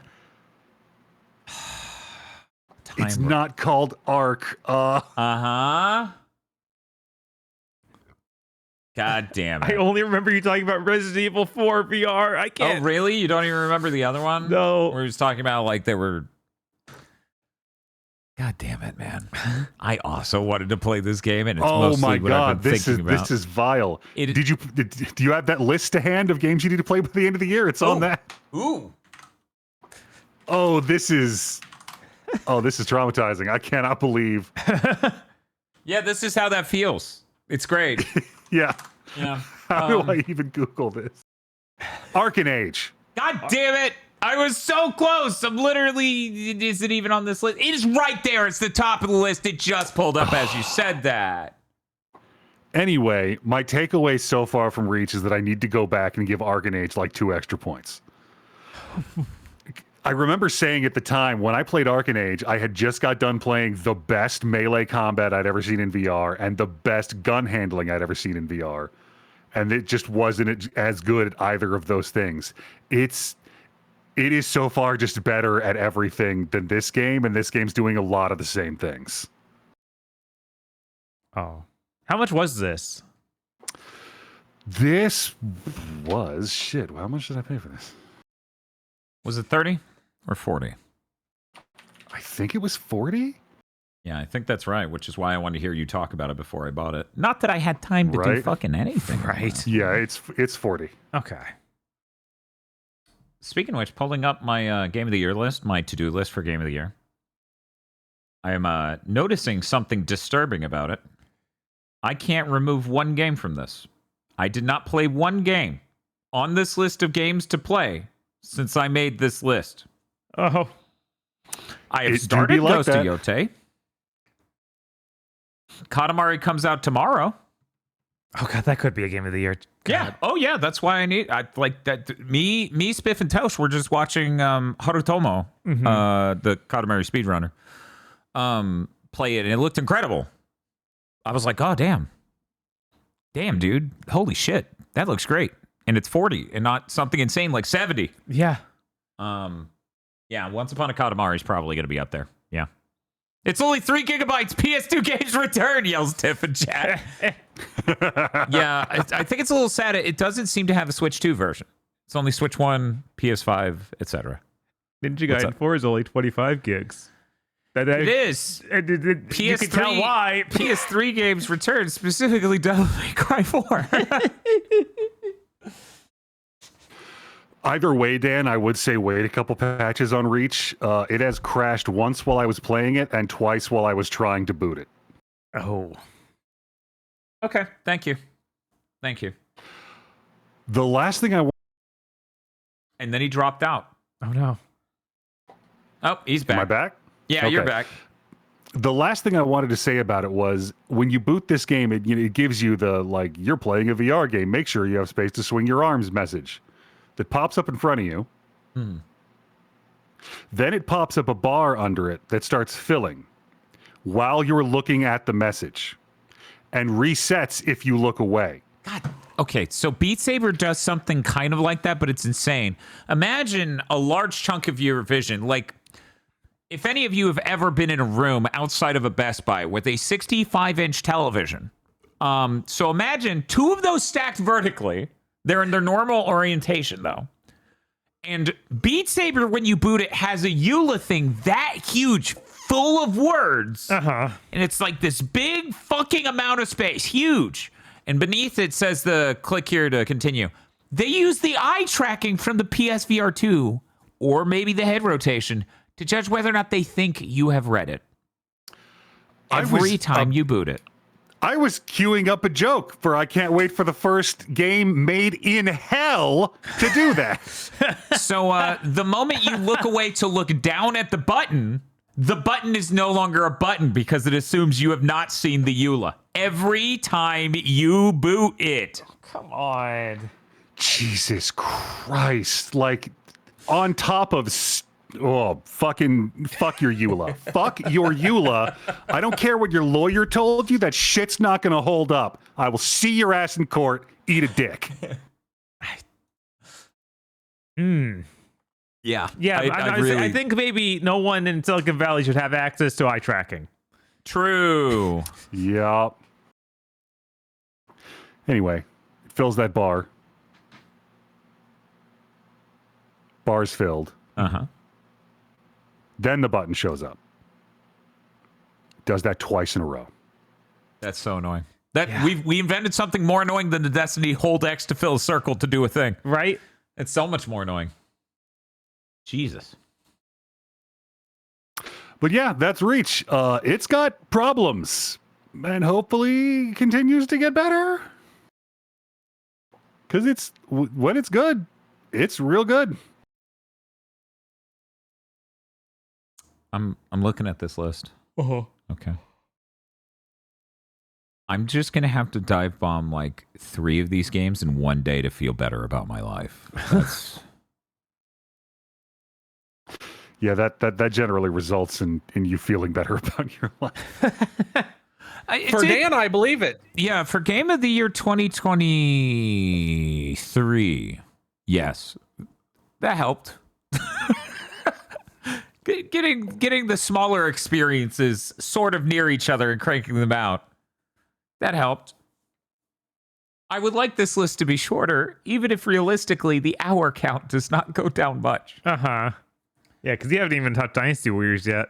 To a T, Shinobi Art of Vengeance, Ninja Gaiden, Ragebound, and Dynasty Warriors are all on this list. So it's like, oh boy, I could have done any of those like a significant amount of time ago. Uh-huh. Just give yourself a U day and just bury yourself in games. So the idea of a U day is that you do whatever you want. Uh-huh. Whereas this kind of is homework. This is kind of a very specific and rigidly structured, you must do this, which makes it a little bit less of a U day. Now, if I had a U week, holy shit, how would that even work? Yeah, it's complicated because I really do like doing Game of the Year and playing new games, but at the same time, like, man, I miss having the freedom to just be like, I'm just going to play like 4 PS1 RPGs in a row and not give a shit about any game coming out at all. Yeah, it's really rough once we get to the tail end of the year. We literally have to focus. We have to... Right, and this year feels like all the games are coming out this month and last month. Like it's Metroid Prime 4 and that new Hyrule Warriors both come out in December, and that's on top of the 2 gigantic games I have ahead of me. 3? No, 2. Death Stranding 2 and Ghost of Yotei, and I swear there's a third gigantic Dynasty 40 Warriors to are 60. giant. I mean, is it 40 to 60 though? I thought that was more like 30 24 to 40. Yeah, right? it's like it's huge. Hyrule Warriors comes out in 2 weeks.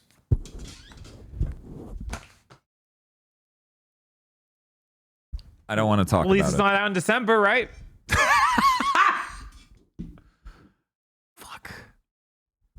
I hear Best Buy has a demo of the Hyrule game. You can go just try it. Which, reminder for anyone who missed it, the newest trailers and stuff show it is a 60 frame per second motherfucking video game. I don't know why they tricked everyone by showing 30 at first. It's like, you guys made Dynasty Warriors. How can you not know that's important? It's fucking weird. I sure wish they'd fucking unlock Age of Calamity. Yeah, that'd be nice. Mm-hmm. Also, Trails in the Sky remake if you want an immaculate turn-based RPG. I don't need to join a cult, but thank you. I'm good. Yeah, I don't know why. I'm sorry, Falcom fans. I don't know why you keep bothering. Like, you've never... like, you got aggro. That's the most you're going to get. I tried last year. That game Bob was terrible. Bob tried... which one was that? Daybreak? Yes. Daybreak. Which might have been called Dawnbreak. Like those games... if only some other guy hadn't shown up.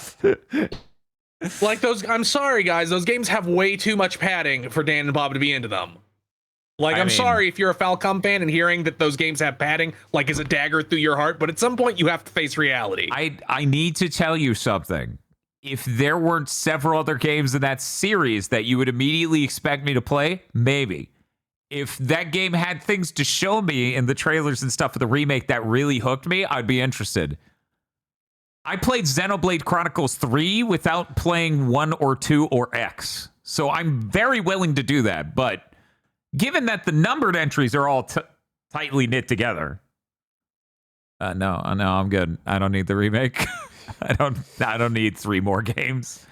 I'll be good. You know what? I'll just jump in at 4 or whatever the last one in the tits is. whenever the tits end. That might be the worst game in history to start something with. The fourth one? There's only 3. There's only 3? Okay. Yeah.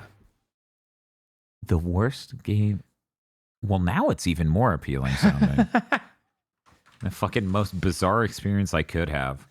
Aggro, did you play anything else? I did not. We're going to Chris then. Hey, Chris.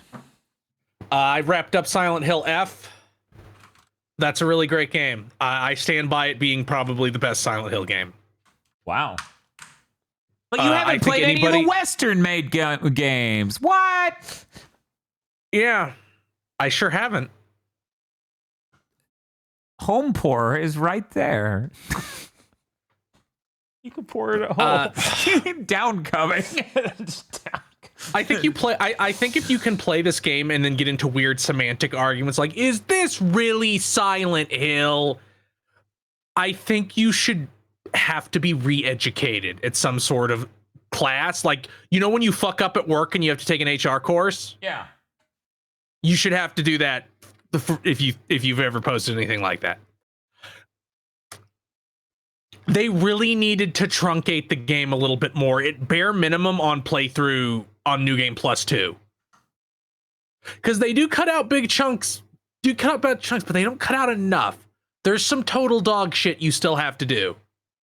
Stuff that's fine one time, but not fine 3 or 4 even. Ice worming, okay. There's a specific like dungeon that I sure never want to see or think about ever again. And I don't think they probably couldn't have cut it out of subsequent things because it does change a little bit each run.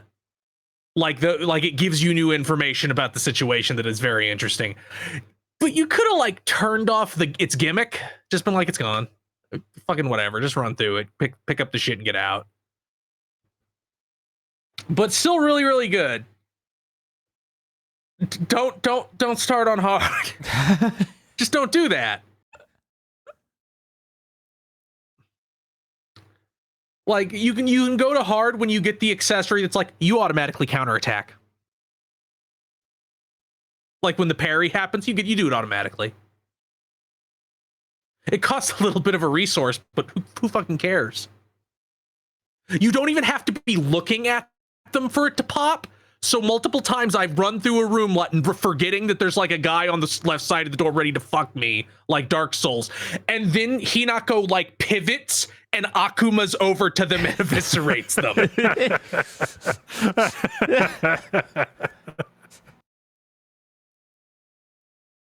It has also had the effect of like, I'm wailing on this guy. You didn't need to teleport through them to de-spine his friend. He can come later. But spectacular. The story's a 10 out of 10. The game's like the gameplay's like a 7. A true Silent Hill game.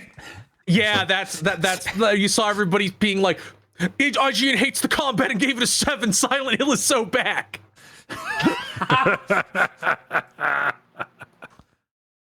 And I do kind of feel that way. I also started Pokemon Legends Z to A.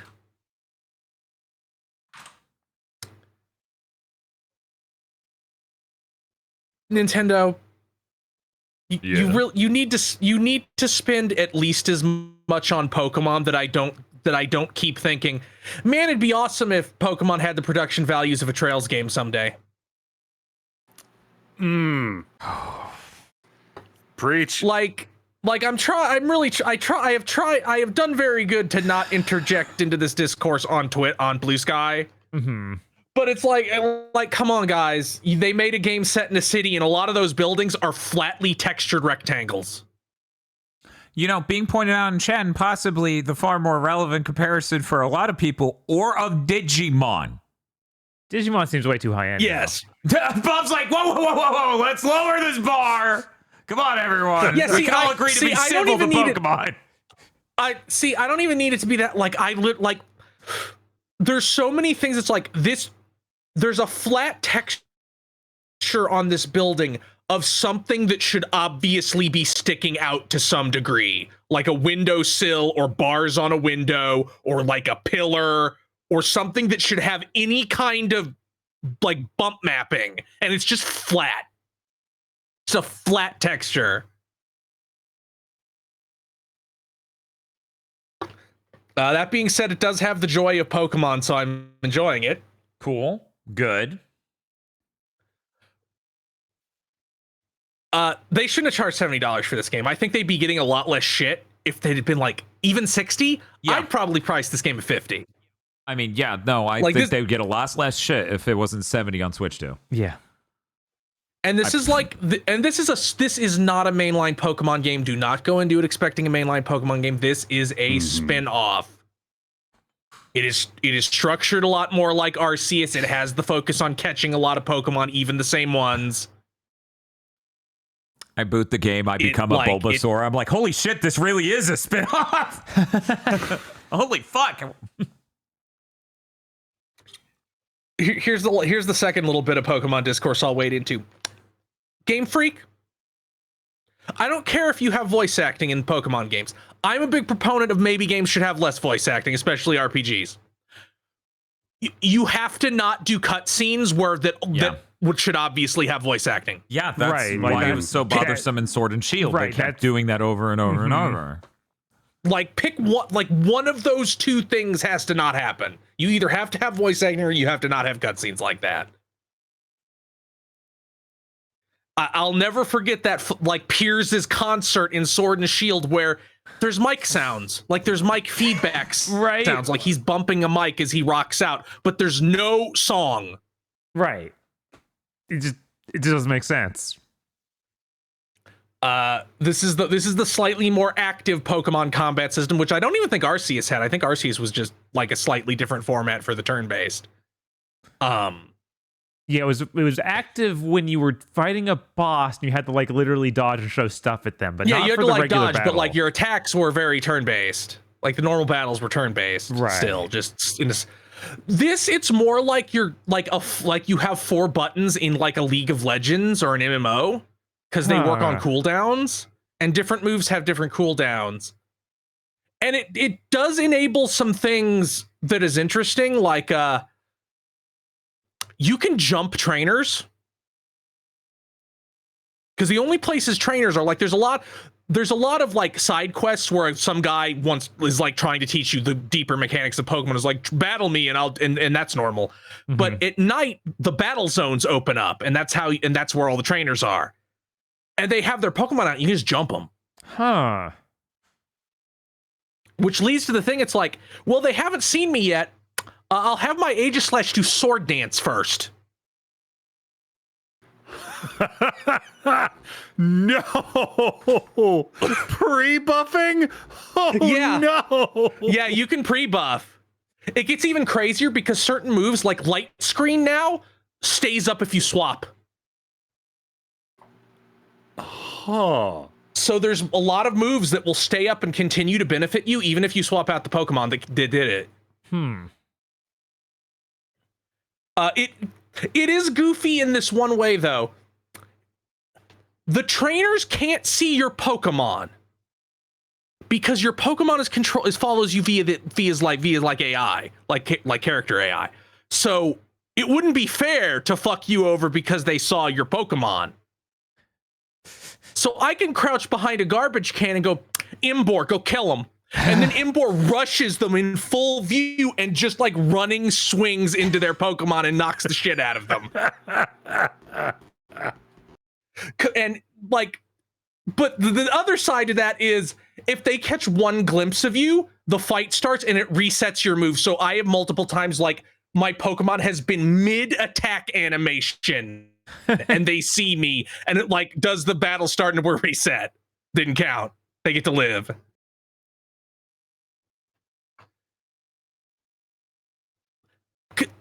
Considering the series, this spin-off series now seems to be like the test bed for new ideas. I expect the next Pokemon to have the weird FromSoft platforming that's in this. Huh. So I you have a specifically jump say button and FromSoft stuff? because you do not have a jump button. I said FromSoft platforming. Yes. But you got the running jump in Dark Souls 2. You have a roll, like the roll that you have is back. Mm-hmm. And it resists gravity a little bit, so you can like roll off a ledge to land on like something across a gap that's lower. And you also get this bizarre glide where because you can fall from any height in this game and not get hurt because the Rotom phone catches you. Uh-huh. So you like jump off, you deploy the Rotom phone, and then you go down a little bit and then shoot up above where you started. It has this very weird trajectory, and that's how you do these platforming challenges because half the game is on the rooftops, and there's also these parkour courses set up all over the city that have items all over them. It feels very strange, not like difficult, but it's just weird. Yeah, you'd think if they had stuff like that set up, they'd be like, okay, let's make like a normal idea for a platformer. I mean, Nintendo is publishing. Maybe they could send someone over who knows how to make a character jump. Yeah, it is a little weird in that aspect. I would say this is almost like a Pokemon game fused with a Like a Dragon game. Because there's some side quests where you could easily play Theme of Sad over them. But I would say it's more like Pirate Yakuza, where it's kind of like also Ubisoft-esque. Because there's a lot of eggs you can eat if you want to eat the eggs. Yeah, stick will never be the same. To the extent that I had my entire team like 20% of the way through the story. Bob, the ideal punchline. The ideal punchline was, and then the French government said, I couldn't marry Gardevoir. That is such a Like a Dragon thing to do. Jesus. Yeah. Yeah, you see the guy who's their Gardevoir t-shirt. Thank you for listening to me, Ash Ketchum. There's like these new there's like nuances to the combat now that I don't have to, because it's like you can poison the enemy and kite them now and run away and they have to chase you down. You can and they'll keep taking damage. And I'm like, that's a great strategy. Mine is being 20 levels higher than you. That's a pretty good strategy. That's usually a really good one. Yeah. They have these like raid battles against not raid battles because you can't do them online, at least not yet. Who am I kidding? Not yet. There's no way they got this shit working multiplayer. It's 30% of the way to being an action game. Nah, more like 15. Still too much for Game Freak. Where like the mega evolved Pokemon takes you into the battle dimension and will do like MMO raid mechanics, like put down AoE spots they're about to attack and you have to roll out of the way. Or like actually have like targeting things you have to move in a specific way to dodge. It's more than I expected. That's the sort of thing they did with bosses in Arceus, so it makes sense. Okay, I didn't get that far into Arceus. If they update it for Switch 2, I will happily go back and play it.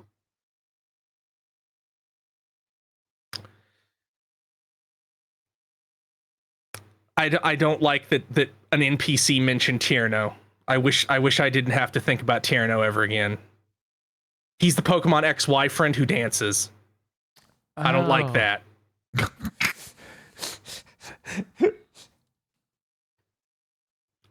You can't say Game Freak doesn't learn from like feedback because I guess every cast of a Pokemon game going forward will just be the Scarlet and Violet one. What does that mean exactly? I'm just curious. What it means you have like your group of 3 friends who are very similar in temperament. They aren't exactly the same. Like I feel like there isn't the equivalent to the guy. Well, they kind of like have a character that's kind of like the guy and Penny fused into one. Oh, Arvin was his name, I think. That sounds right. Something like that. But it's very obvious. Like people fucking loved that aspect of it. So we're going in on this again. okay. doesn't quite work as well because in Scarlet and Violet, you had the 3 very different branches of the story, like the battling and the catching things and the Team Star subplot. Mm-hmm. I haven't really run up on any villains yet, which is weird, but I think I'm still pretty early. I sure wish Pokemon games would have crime organizations that you had to battle again.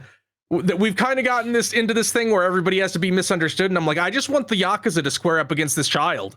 Yeah, Right? no, that's always nice. It kind of loses something when it becomes less organized crime and more like we're doing weird competitive battling, but with our own moral stances and ideas, sir. I'm like, I remember when like a Rattata died on a boat once in Pokemon. It was so edgy. I mean, that is what made the Pokemon setting the libertarian ideal. Like, hey, what's up? You're 10? Here's your fucking equalizer. I also think I think this is what I presume is going to be standard from now on. They didn't do it in Scarlet and Violet, but I kind of think because a reminder that the average age of a Pokemon fan is 33. You can't argue about that. It is proven. You don't know that. I do know that because they did a fucking survey in Japan of media franchises. I'm not Japanese. I'm not Japanese. So it yeah, doesn't count. Doesn't count. Yeah, you're right. There's nothing that you can determine with a large enough sample size. No. That's a different country. This is my country. Metaphors don't work. Nothing translates. My point is that like I think we're gonna hit this point where it feels like Pokemon protagonists will now exist in the same space as like Power Rangers, where it's like you can be read as a teenager, you can be read as an adult. We're not really gonna clarify. Just go with it. Because because the main character, like, you're clearly not like a tween because you went to Paris by yourself on a trip and stayed there for seemingly months. So I think there's a lot of like the things that will be in Pokemon games going forward in this game. I mean, that sort of thing kind of up in Scarlet and Violet because like you're going to a school, but the school accepts people of all ages. Like, yeah, but you're so tiny. You're like pretty distinctly tiny, taller in this one. Okay. Also, this one has actual clothes. I feel like Scarlet and Violet didn't have shit for clothes because you had to wear the uniform. Mm-hmm. Yeah, that was frustrating. This one has a lot better hair and clothing options. Even if they all cost too much money. Why do I have to spend 25,000 Poké dollars on my corrective lenses? I thought you motherfuckers had healthcare. Doesn't cover eyes. Doesn't has vision. Nope, doesn't cover it. This is maybe the most deranged Pokemon NPCs have ever been, because you can do side quests for them now. Ooh. And some of them really are pushing into the like a dragon territory of like, can you motherfuckers get a job? I saw a post once that was like a dragon has the most unemployed NPCs with like a screen cap of a character from one of the sub stories, and I think Pokemon now competes.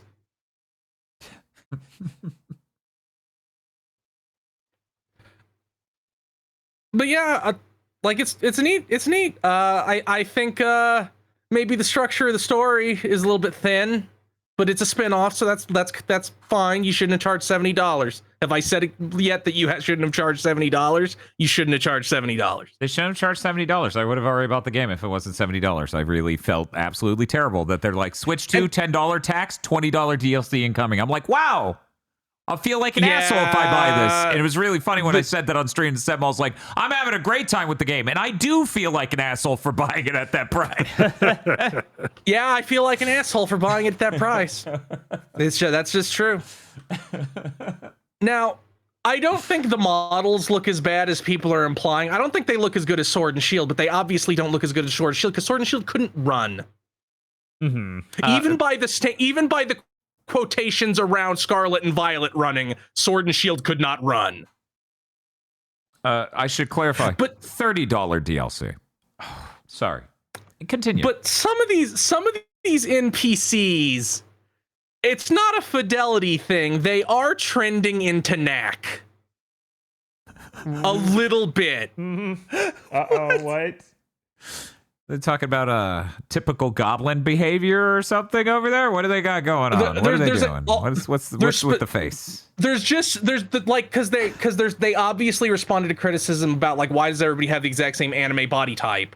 So their characters, they also started having like this character's big and chufty. This one is wide. This one's shorter and squat. This one's tall and skinny. But some of them, like when they start giving characters like stronger jaws, they really start to edge into knack. Oh no. There's also the return of the sword and shield cop. Not specifically him. The one so but there is strong a category I made the of trainer thumbnail out of him. There is a category of trainer that is supposed to be a rich guy who has the exact same eyes. Oh no. He is only permitted to live because whenever I beat one of them, they give me a nugget. But yeah, it's like this weird Like a Dragon Pokemon Ubisoft game hybrid. Like I saw people clearing the main story like 2 days after it came out. So it's not gigantic. I imagine if you play it like a normal person, it'll be like 25, 30-ish. Maybe even less than that. Because I'm gonna be real, I am taking lots of breaks to look at something else, while I have it open. Mm-hmm. Yeah, Arceus was also kind of shorter, so not too surprised. Right. Yeah, like this is a great Pokemon spin-off sub-series. Don't charge $70 for it. Mm-hmm. I'm sorry, Nintendo has to charge $70 for everything now. It's just what they have to do. In fact, that's the minimum. They sure. Yeah, it sure is. I'm really excited to see how these games do in regions other than Japan where they're priced sanely. Apparently it already sold 5.8 million. Sorry, I need to be using this voice. Apparently, Pokemon Legends Z has sold 5.8 million units worldwide in its first week. I don't know what these numbers mean because I don't have a sales chart history thing in front of me. That seems like a lot of copies. Yeah, it sold a lot week one in Japan, but it has sold a lot in Japan, like a lot. Mm-hmm. Like I think it's already crossed like 2 million over there. Plus, this is on the Switch 1, so it's kind of like we need a Switch 2 exclusive that's only $70. Yeah, as of right now, they're saying about half of the copies, nearly half, were sold Switch 2. That's what it says. Where is it? Where are you getting this 5 million number? I can't find it. This literally broke 3 minutes ago. So that's... Oh. Yeah, it was posted in chat. That's it. That's the whole story, by the way. You've heard the story if you heard me just say those words. It's 5.8 million first week of release. Nearly half of those were on Switch 2. Which, interestingly, I think most of the Japanese sales are Switch 2.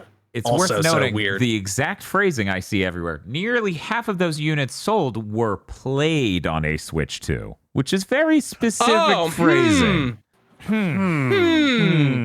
Methinks Nintendo maybe doesn't want you to know how well their $70 copies of things are doing. I don't know how many people would make that split, but I feel like it's a non-zero amount who would be like, I know Switch 2, but I'm not paying $10 more. Fuck that. Well, not just that, like, well, I have a child with a Switch 1. Or there's somebody else in my family with a Switch 1. Mm-hmm. Or I just have friends with a Switch 1 and would like to buy it, like play it, like lend it to them. Or just like you said, like I don't want to pay $70. Yeah, some people don't see frame rate. Mm-hmm. It's true. Have they said anything about Bonanza sales yet? I don't know. I don't remember them saying anything about Bonanza feels sales. Like that came out, but I don't remember it at all. Yeah, I don't know. Who knows? Who knows? I feel like Nintendo loves clucking about that when they hit big milestones, so... Usually. I guess we'll see.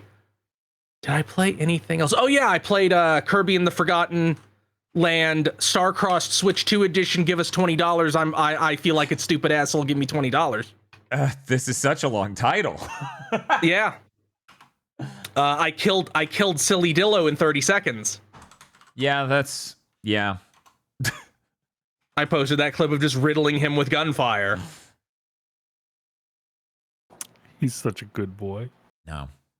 Man, games sure don't need to look better than this. No, that game looks incredible. The only thing that suffered before was the frame rate. That's it. I wouldn't even say the resolution was extremely lacking. Now it's got both. And now it's extremely high, so that's still a really great game. I don't know, like it's still the same great game that came out in 2022. 3 years ago? Yeah, 2022 is 3 years ago. Yeah, no, that game's great. They don't need to make a Kirby game that looks better than that. That thing looks incredible.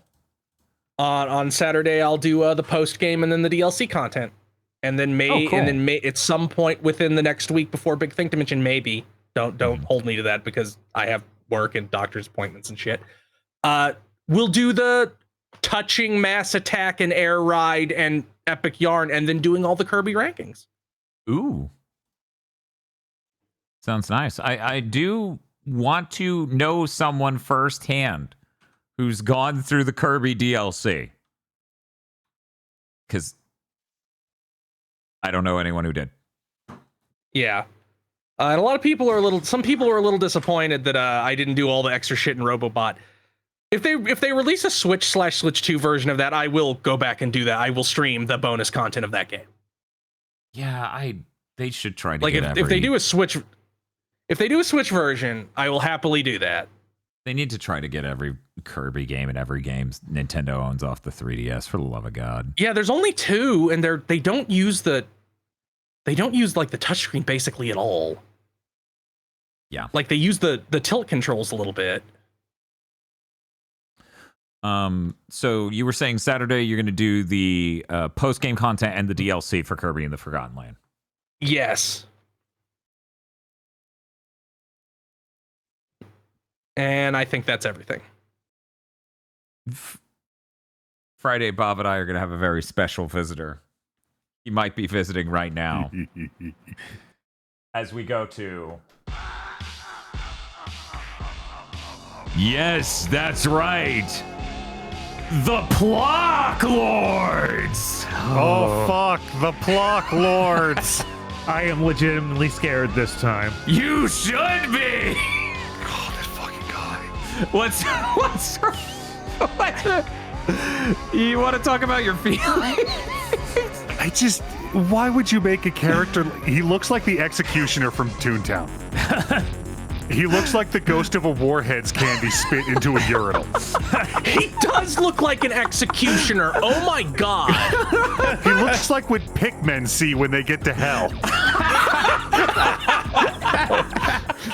It looks like if the KKK were really into Magmar. Jesus. It looks like if Rayman had a Graggle Simpson bit. He looks like a condom mascot that was banned in the 90s for allegedly targeting children. He looks like an Olympics mascot the year the games take place in Disgaea. He looks like if Snowflame was powered by Frank's Red Hot and Velveeta.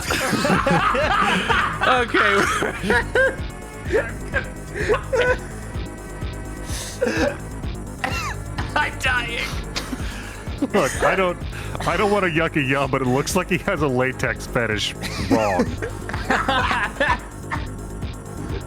How am I supposed to know it's the Pod Lord?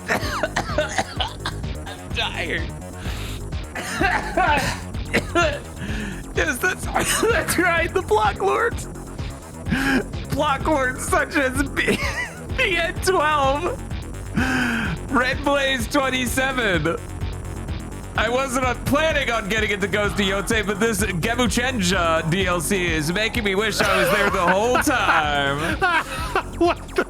How do you even arrive at that? I don't know why. That's pretty good. I was like, I know what this is, but why? I feel like I saw some random meme about this online. Is there actually some DLC with some kind of game show? Oh, that would be...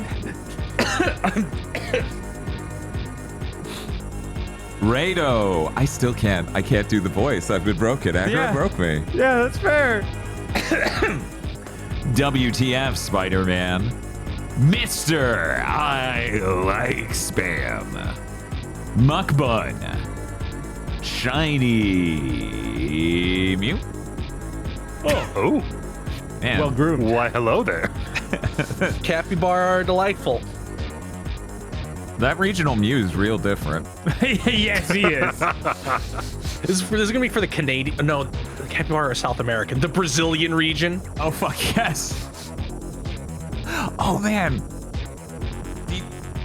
Do you think? I'm not sure how far south Beria and the love of it extends, but do you think? I can dream, can't I? Chris C. Cooper Tank. I am an Xbox. Whoa. Oh, No, I don't- don't like that. Yeah, I don't like this. We don't need like this Giger-esque horror. I don't like that he has 3 eyes. That is an efficient use of parts to make a nightmare. Indigo Sykes. 40 plus DuckTales appreciator Gaijin. Foul Gengar. They're just pink. It's fine. I don't like if they're skin colored. They could be a little bit of a different shade. Is it peach flavored or flesh flavored? Who knows? It's probably rubber. Shinji16 is finally playing Outer Wilds, and fuck the Dark Bramble. That entire hellscape could fuck right off. We just have Our Worlds 2 isn't out yet. Someday I'll play the Outer Wilds. Everybody who does acts like it was a life-changing experience and will not elaborate further. Yup. A shocked raccoon. Oh, there's the image of the Dark Bramble. Oh, teeth. Hello there. Oh. A shocked raccoon. Put them teeth away. Saraline. Timothy Pfister. The Hard M. Bearded Joe. Bond rewatch with friends marathon hit film 10. Fucked that Roger Moore's best film is after the worst Bond movie ever. That sounds delightful. I need to look up which one that is. Yeah, we'll have to find out once every video game movie ever made has been watched. And then we have to go into the Bond cast. Leo Chrome. Oh, these got shuffled because of, I see. Another dozen years to Grand Blue Fantasy after now finishing its first story arc. It's first, but the way people have described it to me is like, yeah, this actually mostly ends everything we had set up. So, but there'll be more. You can keep giving us money. That's weird. This image just didn't get dragged with the rest of the entire goddamn folder. Uh-oh. Chat, Podlords is about to get real messy as I move things around. It's okay. We got this. We got this. I can just do this. Hell yeah. Fantastic.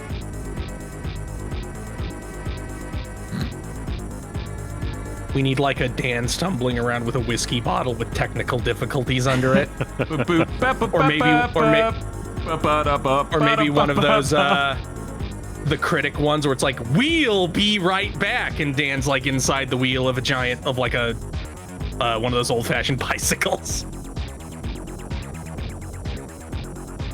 Ryan, nobody's gonna like your costume. This will be worse than that time you went to the Snoopy rave. Please don't fucking make me Stewie Griffin. No. I do not consent to this. Oh my god. Wow. His ears are so far apart. I just love the single line chin scar and the look of disappointment with red eyes. That is amazing.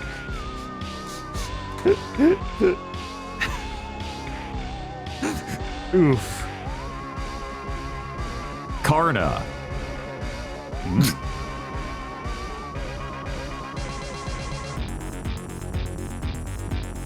Different dimension. Demon, Super Doom, King, White Armageddon. They sure love adjectives over there. No, I Right. feel like I'm being punked at this point. That doesn't even track as a sentence. Parking Garage Rally Circuit is getting DLC that doubles the amount of numbers of tracks in the game and adds 9 new songs. Oh, that's great. Dope. You can kill the Bount, but the idea is never dead.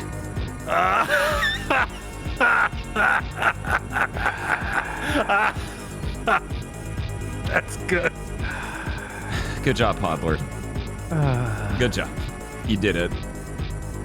You know, from now, I'm gonna have to declare like a rule. You have to watch the Mount arc before you're allowed to sit does Chikari shit. Oh. Game Bun is our viewer Game Bun is honoring the social contract. You Yeah. have to as well. I like that it just looks like the Gachimuchi guy has been edited in Chikari's face, and that's killing me.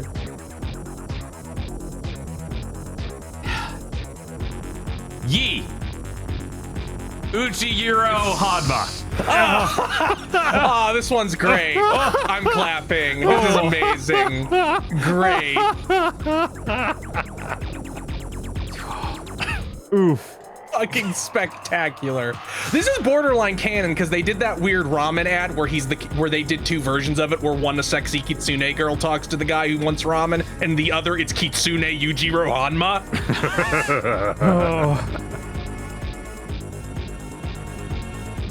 Cryptid bird. Digital basic. That's like you're like a mummy. Yeah, definitely. It's a very spooky mummy. It's orange, there's bats in the background, and there's ribbon. That's a mummy. One lay. I love that they just keep... Yeah, he's pretty cool. Okay, I was like, I don't even know if Chris will recognize this person because it keeps happening. This is a major character. Oh, so okay. I think they finally ran out of bullshit I won't remember.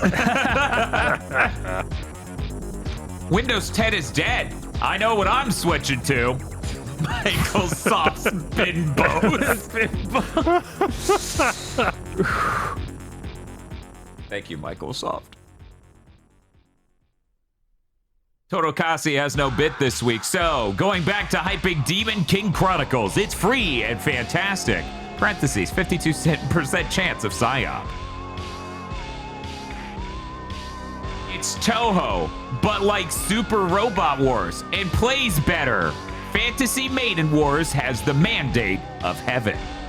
Now, is it like Toho or is it Toho? Because we keep running into this. It at least says He said it's Toho. Said it's like Toho. Well, actually, no, he says it's Yeah, Toho. it's Sorry, Toho, I'm just but so like Super Robot Wars. I'm pattern trained to Right. hear it's like Toho after every week that fair. has been and chat. We're gonna look this up, and it's not Toho. It is Oh, in God fact like damn it! Toho. No! No! It's, I will be so Fantasy upset. Maiden Wars. Let me look this up. This music just got really tense. Chat saying it's literally Toho. Okay. Okay. All right. Mr. Piggy, the shopkeep, worshipped by cultists, it only loves gold. It would run AAA companies better at Mother Dread Game. And Dr. Aggro, what you doing this week? So there's this new grocery store in town only I can see.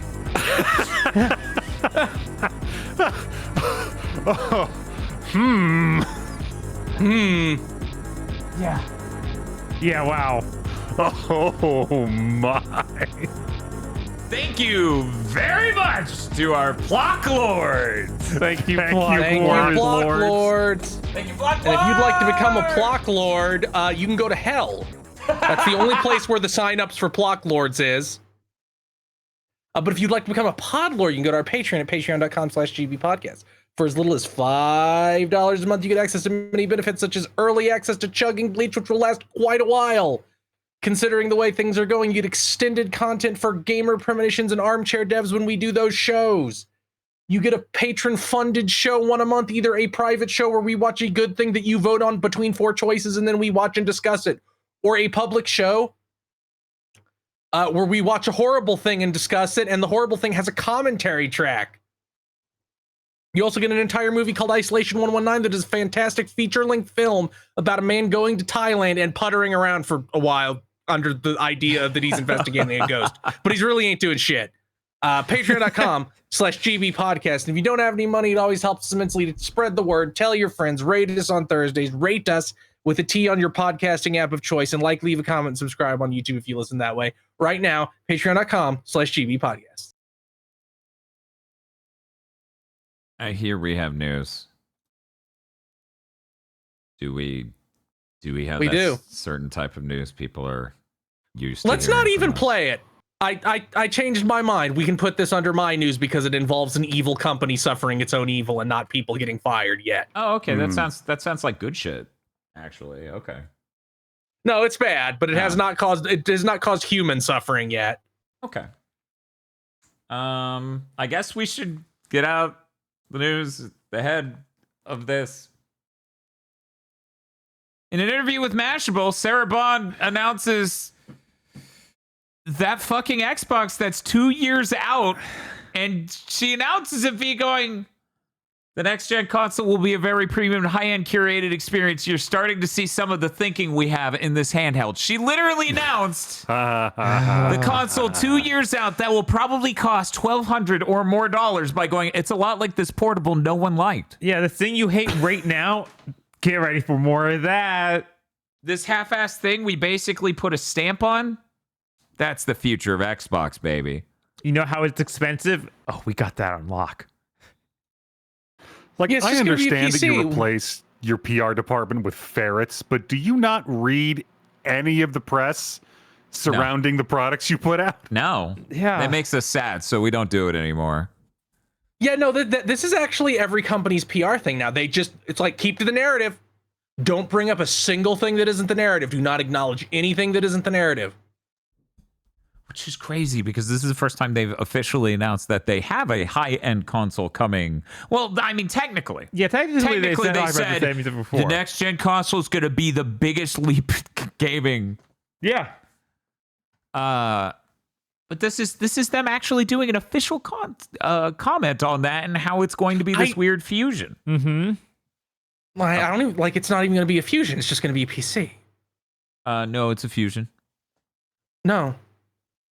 Let's do a game of very premonition. high-end and curated. Let's do a premonition. Will this thing natively play Xbox games? Define Xbox games. If there is a Xbox Series or Xbox One game that does not have a PC version, will this thing play it? I'm not even going to ask about back compat because I know that's going to be no. Ain't a damn shot of that. Well, I mean, that would be back compat. There's Do you mean specifically like Xbox original? Yeah, I mean specifically 360 and original. I want to. I have to take a detour to shit talk Microsoft for 1 second. If I go look at Microsoft's list of back compatible games for series consoles, they include every Xbox One game. They do. Yes. Hey, dumbasses! You know that's not what I'm looking for. No, they don't. I guarantee They, you. You don't. know- no. Didn't tell us. You we don't know that anymore. isn't what I'm looking for. Why do I have to go to Wikipedia? Look, But anyway, we can include that in the premonition. Dan, will it natively play Xbox One and Xbox Series games? And separately, will it do the back compat shit with 360 and Xbox original? yes and no. Bob. I'm going to just guess no entirely. Just boast no. They won't even bother. By the time this is rolling out, they'll fully switch over to like, yeah, no, it's just a Windows box. Aggro. Yet no, because it's a machine they're going to buy from somebody else and put a sticker on, and they didn't have the rights to that hardware. I'm going to guess no and no with the technicality that if you own digital games, they'll give you the PC version if such a thing exists. Like they'll convert your Xbox license to a PC license. Sarah Bond also said exclusive games are antiquated. As I quoted One Sure. Blue Sky, the most successful hardware platform in the industry is the one with the most high quality exclusives. The second place is the one with the second most amount of high quality exclusives, and the one floating dead in the water is the one with zero. I don't even like if you want to argue from some kind of moralistic standpoint that you oppose exclusive because art should be free and easy to access, that's a whole different discussion. But talking about the context of a business strategy, obviously not. Yeah, And even then, even with the art, even from the art angle, there's nuances. Like exclusives have caused things that wouldn't otherwise exist to exist. yes. So there is still nuance to it, even if you don't like the gatekeeping certain people from things if they don't have money thing, which I agree with. But also, if everything was PC, things would still be gated because PCs are fucking expensive. Yeah. Yeah. I mean, it's worth noting tons of different variety of genres exist and are well supported by first parties traditionally, historically, because of the need to draw broad audiences to your console. That drying up, especially in the case of Sony over the last however many years, let's say 6 specifically, is part of why the things are starting to be rough and it's starting to not function as well. It is absolutely hideously stupid when literally you not having good exclusives is how your ass is getting removed from Costco. It is 1-to-1, baby. Also, Xbox raised the price of dev kits from $1,500 to $2,000 each. Smart. This is weird news. I always loathe having to cover news like this because by the time people listen to this podcast, it may have already been actually announced. But for posterity's sake, we'll have to cover it here. Seemingly a remake of Halo 1 is getting announced for the PS5 and Switch this Friday. It's entirely possible. It's announced before you even listen to this episode. But basically, Microsoft has implied an announcement is happening. They've done this multiple times around specifically the Halo World Championship, which is Friday, which it will be in an hour and 50 minutes. Rebs Gaming is reporting that a cryptic message from a data miner in the Halo community was implying a PS5 and Switch version of Halo is to be announced at the event. Okay. You think it's an Unreal Engine 5 remake of Halo 1 and it's nowhere near done? Yeah, probably. Yeah, because it sounds It like might be near done. They think the Master Chief Collection's too much value and too complicated, so they probably won't bring that to other platforms. You know, the one thing they should do. Yeah, right. Yeah, that is the one thing they absolutely should bring to every platform, but they're too stupid. Yeah, I guess if we didn't put it in news, the whole thing was finding out why that guy left Halo. Did we cover that last week? No, we guessed. We didn't cover like the explicitly finding out. Yeah. Apparently, every stack of the content creation tools and planning and everything at Halo Studios, formerly 343, is stacked with AI shit. Every fucking Of course it is. of the whole scale, from lore, world building, and everything else. No, it's cool, guys. The poison won't heal us until it fully pervades the system. Don't worry, though. Jez Corden says that isn't real. And it sounds like they want to do that to literally every one of their studios. Wait, Jez Corden, that name's familiar. Chris, why would I know Jez Corden's name? Is the guy who constantly lies in Xbox's favor. Yep. Whoa! That's crazy. Why would a professional game journalist do that? I thought he said he wasn't a professional game journalist. Whoa! So who gives a shit what he says? Dr. Aggro, we're coming to you with news next. So, an update from last week. We talked about I'm going to say his name wrong again because I'm bad at French. It's either Mark Alexis or Mark Alexi Cote, known as Mac, left Ubisoft. He was the guy basically in charge of Assassin's Creed. He has made a statement I'm going to read a quote from. Many of you have expressed surprise that I would choose to leave Assassin's Creed after so many years, especially given the passion I still hold for it. The truth is simple. I did not make that choice. Ubisoft decided to transfer the leadership of the Assassin's Creed franchise to someone closer to its new organizational structure. A different position was mentioned, but it did not carry the same scope, mandate, or continuity with the work I'd been entrusted with in recent years. Further on in the quote, he says, I did not walk away. I stayed at my post until Ubisoft asked me to step aside. So rather than it was a totally mutual breakup that was very mutual and everybody wanted it to happen. It looks like they tried to give his job to some goon who was going to go along with this Vantage horse shit and give him some other demotion, and he walked. Oh, wow, that's crazy. Wow. Who could have seen I this don't coming? even understand why you, like, what demands are they going to make that they needed some kind of crony in that slot? Oh, it's just nepotism. They only have so many slots at the new company. And so that slot had to go to that guy because they only have so many slots. They're downsizing insanely.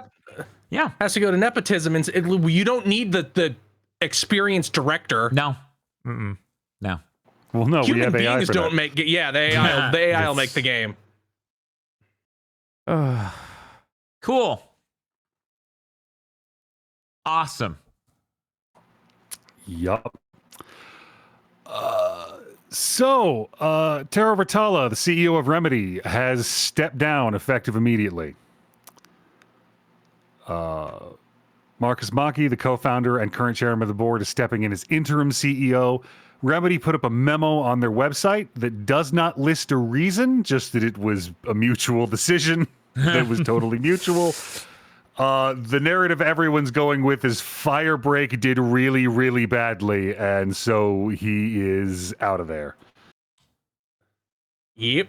Makes sense to me. Shocking. There's no way that the idea of Firebreak would come from the very top. No, that was very much a grassroots. Yeah, that seems like something they just wanted to make. Vision-driven project. Although it's really weird, this news story, that a company made a decision to do a dumb thing and the dumb thing went bad and the person in charge got in trouble for it. That's I know, fucking right? weird. I mean that happens more than you think, even if they don't admit it, Jim Ryan. But it doesn't happen enough. That's true. I think Vitala even had some comments about how, like, yeah, Firebreak went tits up, which is why we went to a multi-project studio, so we didn't put all our eggs in one basket. So if one of these things goes bad, it doesn't kill everyone. Mm-hmm. It's amazing. It's like not making the giant Giga game be the only thing your company does. Is a forward-thinking strategy that gives you some kind of leverage and leeway to experiment and maybe fail at some projects and learn things for the future and not tank the industry with your myopic stupidity. That's interesting. You know, there was a guy at Sony who was working on that. He wanted every studio to have two games going at the same time. His name was Jim Ryan. And unfortunately, toxic gamers are why Jim Ryan isn't allowed to have this beautiful vision for the future because they wouldn't buy Concord. Wait, what kind of two games were they going to be? So this is where I'm going to tell you shut the fuck up and stop asking questions because it's not about what the games are. It's about the quantity. Okay? All right. Okay. Chris, let's go to you next. Okay. Let's go back to Microsoft because we missed something. God. It came out today that every single thing happening at Microsoft is because leadership wants a 30% profit margin. Oh, yeah. They want the Xbox division to have a 30% profit margin. Oh, that Reminder sounds that it's never like been profitable justification. even once. Except for, quote, a few quarters during the 360. And that's a 30% profit margin is huge for the gaming industry. Like only the best of the best ever get that, and that's not consistent. Yeah, unless your name is Nintendo, I don't think you're getting that. I mean, that sounds like executive think, like, oh, somebody did it once, that means it's possible, so you have to do it. Right. Absolutely. Yep. It's been done once. So that's why they're stripping copper wire out of the walls. Yep, which is what we've been guessing of, like, yeah, they clearly need to have some absurd goals to meet. So, well, that's what happens when you spend $70 billion. Mm-hmm. Of real money, not fake borrowed money.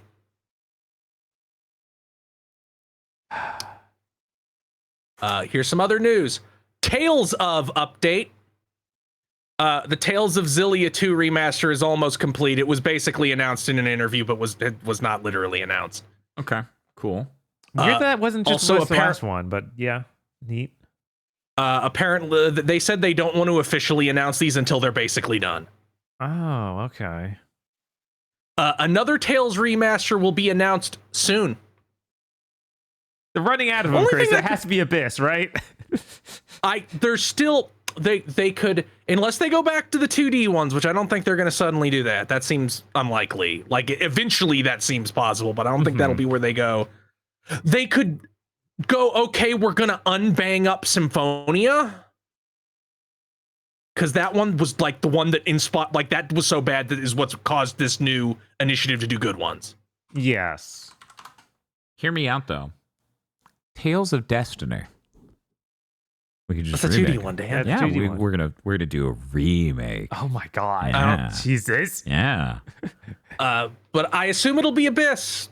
Like that's the one that fucking please. That's the one I want. I can stop caring after that. The Genji I mean, has if really they do cool it- box art. If they do Rebirth, the PS2 one we never got, and like actually localize it, I'll definitely pick that up. But and if they do the 2D ones, I'll get those. But I don't like. You better not do fucking Zisteria. That game's on the PS4. And everyone hates it. Yeah, it's also total dog shit. How do you spell that? Tales of Zestria. that one. Yes. Yeah. Okay. Mhm. Yeah. Also, apparently, there is a new Tales game in development, but it'll still be a while before we see it. I'm surprised they're even making a new one. I'm glad they're making. Yeah, a no, new one. that's It just good. seems weird that they haven't been making them. Right? I wonder if the Tales of Abyss team got moved to just actually make another Tales game. In chat, Tales of Zisteria is like the one thing Tales fans agree on. Yeah, right. Jesus. That's rough. I keep expecting them to be like, yeah, it's a remake of Fantasia, the first one, because we never localized any version of that other than the Game Boy Advance version. That would honestly be really cool to see because it, is a lot more traditional fantasy stuff. But at the same time, it's like, we're remaking this late SNES game with lots of lots of shit in it as a modern game. Yeah. Although they could do like a Romancing Saga 2 remake tier thing. That'd probably be fine. I mean, I do like Romancing Saga 2's remake. It's a good fidelity, sir. I mean, I agree. It might be announced- higher fidelity than Pokemon. Yeah, kind of in some ways, yeah. Amazing. Nintendo announces monthly events for the DK Bonanza DLC. I will definitely regularly return to this single player game to do special challenges in a mode inside a $20 DLC atop that game. Yeah, me too. Yep. Everyone's jumping at it. They love that. Is Nintendo like very slowly going through all the same brain diseases as these other companies went like years earlier? Because I feel like mid 8th gen is where people were like, our single player game will have timed events. Like, why? Engagement. Why? People play your game and then stop. That's why you made a single player game. It kind of reminds me of that stuff they did with Luigi and Odyssey, but that was a free update. Doing that for paid stuff is even weirder. The thing is that that this was originally going to be part of the game, and then they cut it out and sold it to you for $20. Obviously. You don't know that. It is a DLC after all, and that's almost what all of them are. You don't know that. Or it's just like, we have the assets, make some dog shit that's 3 hours, it can be $20. People have been asking, is there going to be any positive news during this big thing to mention? Well, I'm glad you asked. Actually, allegedly, and I worry, I'm gripped with the fear that this is fake still. Oh, that's not the correct image at all. Why have you done this to me? You have betrayed me, pictures folder. Allegedly, Taco Bell. Allegedly, Taco Bell Baja Blast Pie finally happening 2 years after it was announced. $20 on Thanksgiving. Oh my god, what? Oh, No, nationwide, early November, get yourself the Mexican chocolate churro chiller, the wild strawberry churro chiller, or the caramel cafe churro chiller. Those And actually sound really good. a whole Baja Blast pie. Those drinks sound actually really good. What are you trying to say about the pie? The pie the sounds Baja best. Blast pie is probably just tastes like sweeter key lime. Oh, yeah. Mhm. Oh, yeah. It's probably the sweetest thing ever made, yeah. Probably, because key lime's already almost that. Right. I am kind of scared of what that crust consistency is going to be. Oh, it's gonna be dire. Terrible. Have you ever had fast food pie crust. I'm trying to think if It's like the only thing I think of the chicken pot pie at KFC, but that's like it's not gonna No, be that's that a good, real fucking pie. right? They bake that shit. I don't. This is gonna be I sitting think in a they're freezer. Yeah, they're at, just and getting gonna shipped a fucking frozen pie. Yeah. Anyways, that's apparently happening early November. Reminder, early November is just over a week from now. I feel like doing what we do, we'll have to eat that. What? I know, crazy. I had no idea this is what you would say. Wave 2, wave 2, wave 2. We're like, we missed the cinnamon pie, the cinnamon What was pizza. what was the other horrible thing we discussed you eating as part of wave 2? I'm not going to say it on content. There's this one I can think of that we have talked about on content, but I don't know if we want to say it. I told you, I think I said you should eat it during one of your streams, so it was already sort of on content. Maybe we'll see if maybe Wave 2 has more than one. I don't remember, though, so you're safe for the moment. Oh, okay, good. So Valve crashed the Counter-Strike 2 economy. Uh-huh. Basically, they introduced a way to trade up items like into the next tier, like 5 of this item for the the ones that go for more on being sold. That crashed the economy. It lost $1.7 billion basically overnight. Woof. How does People were legitimately using it as a speculative asset, and now they're all ruined. Good. World of Gaming is insane. Mm-hmm. I imagine at some point Valve went, we don't want to have this weird semi-cryptocurrency attached to us. Let's just get rid of that. Smart. Microsoft is releasing native PS5 and series versions of Fallout 4 in honor of the 10th anniversary. It is the 10th year anniversary of them not shipping a different fucking Fallout game. It is. 76 doesn't count. It sure doesn't. Yeah, they also didn't ship a Skyrim. No Elder Scrolls, no Fallout. Yeah. Neither of those in 10 years. Yeah. Man, they aren't even pretending Elder Scrolls is real anymore. They showed that trailer to trick Microsoft into buying them. Right. Oh, they 100% did that. There was I can't no wait other till they motivation. patch Skyrim into Starfield. And lastly, EA and Stability AI have partnered to empower artists, designers, and developers. Yada yada, future, empower, yada yada, democratize, yada yada, yada yada yada. Yeah, we don't cover movies unless they're video game related, especially on Big Think. But it is worth noting at the same time, it was like Paramount's investing $200 million in this AI company that can recast your fucking main characters in your movie as other actors per region for maximum appeal. Maybe. And then there was the clip of the dude from Get Out crying, and they swapped him in for Brad Pitt. And I lost one of them, my mind. One of them cried in reverse because the technology works very well. It's Excited for somebody to make Ryan Gosling Black Panther real. Fabulous. oh my god. This bubble needs to burst so bad. I don't care if it's going to crash everything. It's going to crash the entire economy, but we need that apparently. Yeah, somebody was pulling up numbers, and you know how the .com bubble burst was like insane and huge and affected millions of jobs. Yeah. That was a 15% of the GDP. AI 75% of GDP growth. Yep. Yeah, the only reason we aren't the biggest in history, isn't it? Yes.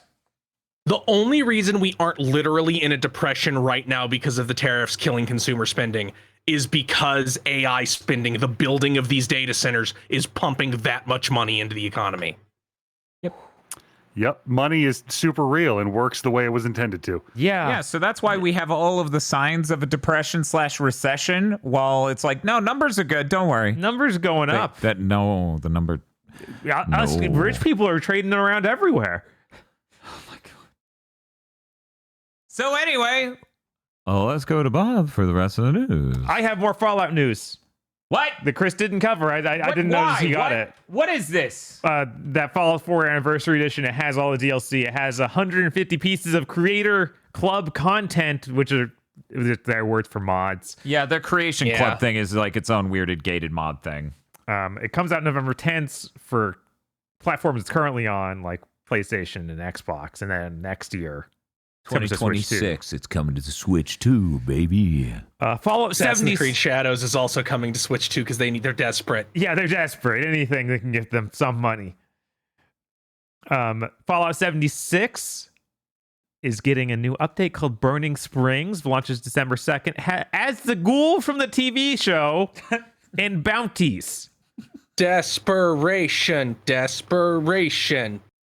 Also getting a native PS5 and Xbox Series version early next year. I can't speak for fans of the Fallout TV show. I really can't speak for fans of Fallout 76. But when it's like, we added the ghoul from the TV show specifically, this is when your own in-game universe starts to become the theme park of itself. Like, for me, mentally, that's how it feels. I don't know. I think that's how 76 already kind of had the feel of. a little bit. Right, Now we have a mascot. Right, now we have a walking mascot around. for it. I don't know. It's dire. Stop supporting this game. What are you doing? Everyone is. Should I buy Fallout 76 right now? It's $8 on PC. Probably Should I try it? I mean, Should I give it a shot? It's only $8. Dan, Yeah, I'd be stupid. The last DLC for Fallout 4 was literally a theme park. Putting a theme park in a Fallout game ain't nothing. Yeah, no, that's Turning the Fallout game itself into the version of a theme park of itself. Now that's meaningful. Aggro, go buy Fallout New Vegas right fucking now. It's $250. You sure? Speaking of Fallout New Vegas, there's Aggro, an you already- anniversary bundle. Mm-hmm. There's no new version of the game. Nothing like that. No, Oh, don't it's worry. just a No, bundle. we're Oh, not okay. porting that. You can't have that. But you can get a code for the PC into overpriced box of junk. It's $155. What the fuck? What? It's $155. And it comes with a code in the box and a bunch of junk. Yeah, a bunch of junk. There's like a little robot man or something. I don't Okay. know. It looked bad. I wouldn't trust these things that Bethesda puts out. Did we already forget the weird rum bottle? Oh yeah, no, this is gonna be trash for sure. Oh boy. Yeah. All of this Fallout news on top of you're supposed to buy the Outer Worlds 2 next week, and we'll not talk about that. But I guess we'll move on to my other news. Aggro, as your lawyer, remove the Serial Experiments Lane wall scroll from anywhere near you playing Fallout New Vegas. Okay, Bob, continue. Persona 3 Reload is getting a free update that adds 8 songs from the original vocalist Yumi Kawamura. I think these are just the old songs, literally, where she was singing, and not like new versions of them. But this is most of the real, like, original soundtrack for the game. So it's got Burn My Dread, Last Battle version, Mass Destruction, Deep Mentality, When the Moon Reaches Out Stars, Want to Be Close, Memories of You, Mass Destruction, Persona 3 FES version, and Brand New Days. All kind of iconic songs, and I went back and listened to those Reload songs again. Oh my god, those remixes are bad. Yeah, I saw this in news and I was like, oh, hell yeah, we're bringing back the Reload Sucks arc. Fantastic. But Really? hey, now it might be playable. Maybe. Who knows? Did Did that we get a came out, code like, for that? today? I think they're still I think Sega's accidentally still offering us a code for that. This many. Weird. This 'Cause long. it's been months. It's been a year and a half. right? That was Q1 last year. Right. Let me go. I'm gonna go check. Now that they're adding this, I'm like, I am now interested in covering it. Senran Kagura Project N is announced. N N as in Nitro. is in Nitro. Okay. But it's for iOS and Android, so don't get too excited. It comes out next year. How is this still happening? I feel like we should be past the point where a cool new game in a franchise that hasn't had an entry in a while should be getting a mobile phone game. This happened to Senran Kagura. That's like such a low tier game, even. The creator left. Like the creator left the company that made him. Yeah, that makes sense. It's true. So now he's doing Aerogate like Evernickel 2. Yeah, that truly is bizarre for them to have done that with that franchise this long later. Right, but they are getting back the original character designer Nan Yagaishi. and it's going to follow 5 new Shinobi girls. So- Have they shown the design? No, they haven't. It's like one close up of one character's face. So I can't really get I'm much sorry. going. Self-correction. The artist went and did Eva Nickel. The creator went to Cygames. Yeah, the creator. went to- Okay. yeah. I think they worked on Relink even. Huh. 2 new characters announced for Marvel Cosmic Invasion. I guess this is all now. The full roster's been announced. So the last 2 are Phoenix and the Invincible Iron Man. It's Iron Fist. No. And it's immortal. Actually, the immortal Iron Fist. How did you fuck that up? The game's out December 1st. Still looks really good. What is this game?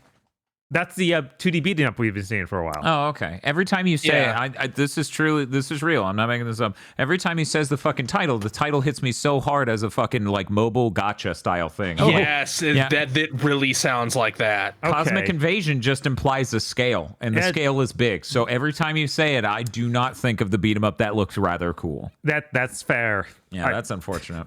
At least you're not thinking of the Marvel 1943. What's it called? Is it just that? It might just be that. No, there's a subtitle, Bob. There is a subtitle, and even I'm sweating. Black Captain. Rise of Hydra. God, what a shit title! That game's never coming out, so it hardly fucking matters, does it? It's true. I know. I feel like I'm getting perfect darked by at least 3 different fucking games in this right? industry. It sucks so much. What I feel like that's the next game we're going to hear about. If it's not being canceled, the next thing we hear about, next thing we hear is going to be, oh, we're integrating AI in a big way. Yeah. It's going to be one of those 2. Uh-huh. Yeah. Its release date was originally 2024.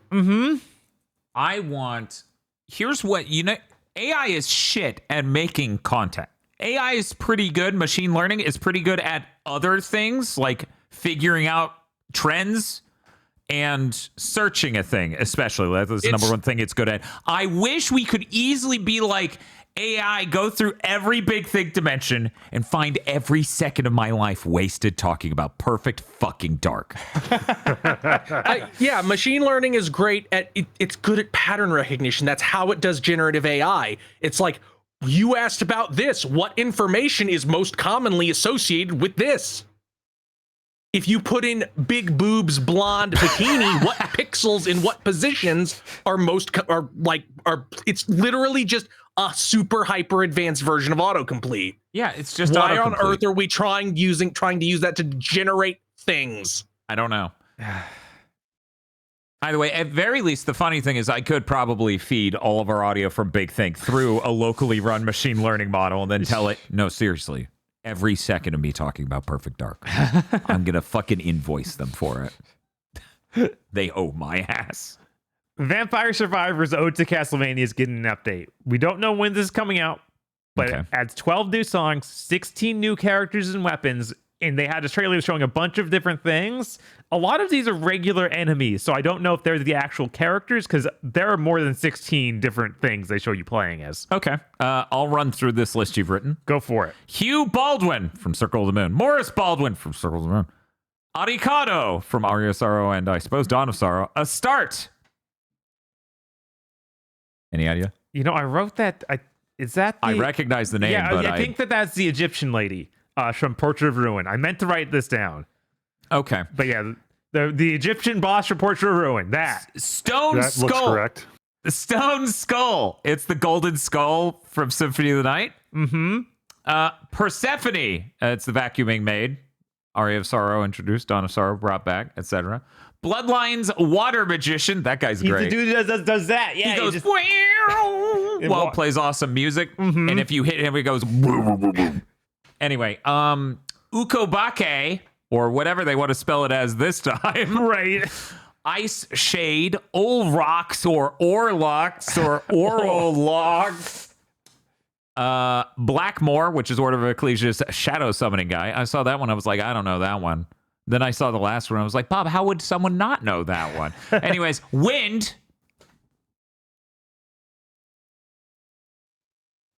No one? No one's hyped Portia for Ruin. Yeah, it's Portia Ruin. Everyone knows and loves him, right? Chat, you gonna blow up for the win? It's that Amerimanga looking motherfucker from Fortune to Ruin. Yes. Cave Troll, which everyone loves because the tongue technology is incredible. And then he goes, "Rah!" and it does the circle. Yeah, he and does it's like cool. the DBZ charge up. It's great. I love Cave Troll. Ruler Sword, and the last one, which everyone knows, Zephyr. Obviously. How do you know? There's also a character I saw that looked like it might be Lydia from Really? From Harmony of Dissonance? but I wasn't sure. This probably was a little off, so I was like, it could be somebody else. Chat, don't spell out that Zephyr is Dio. Stop pointing. Everyone knows that That's Dio is definitely be not. it's the funniest That's shit. definitely in not Dawn of in Sorrow. the text document. I love every fucking anecdote from Curry the Kid where he's like, I wanted to be more overt in the JoJo's reference, and Iga told me no. So literally every single conceivable thing from Castlevania is playable in this, but there is not one single iota of a reference to Lords of Shadow.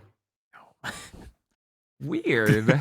Bizarre. How does could this that happen? How did they accidentally do this 38 times in a row? Wind clears all of Lords of Shadow. Yes, It took a while.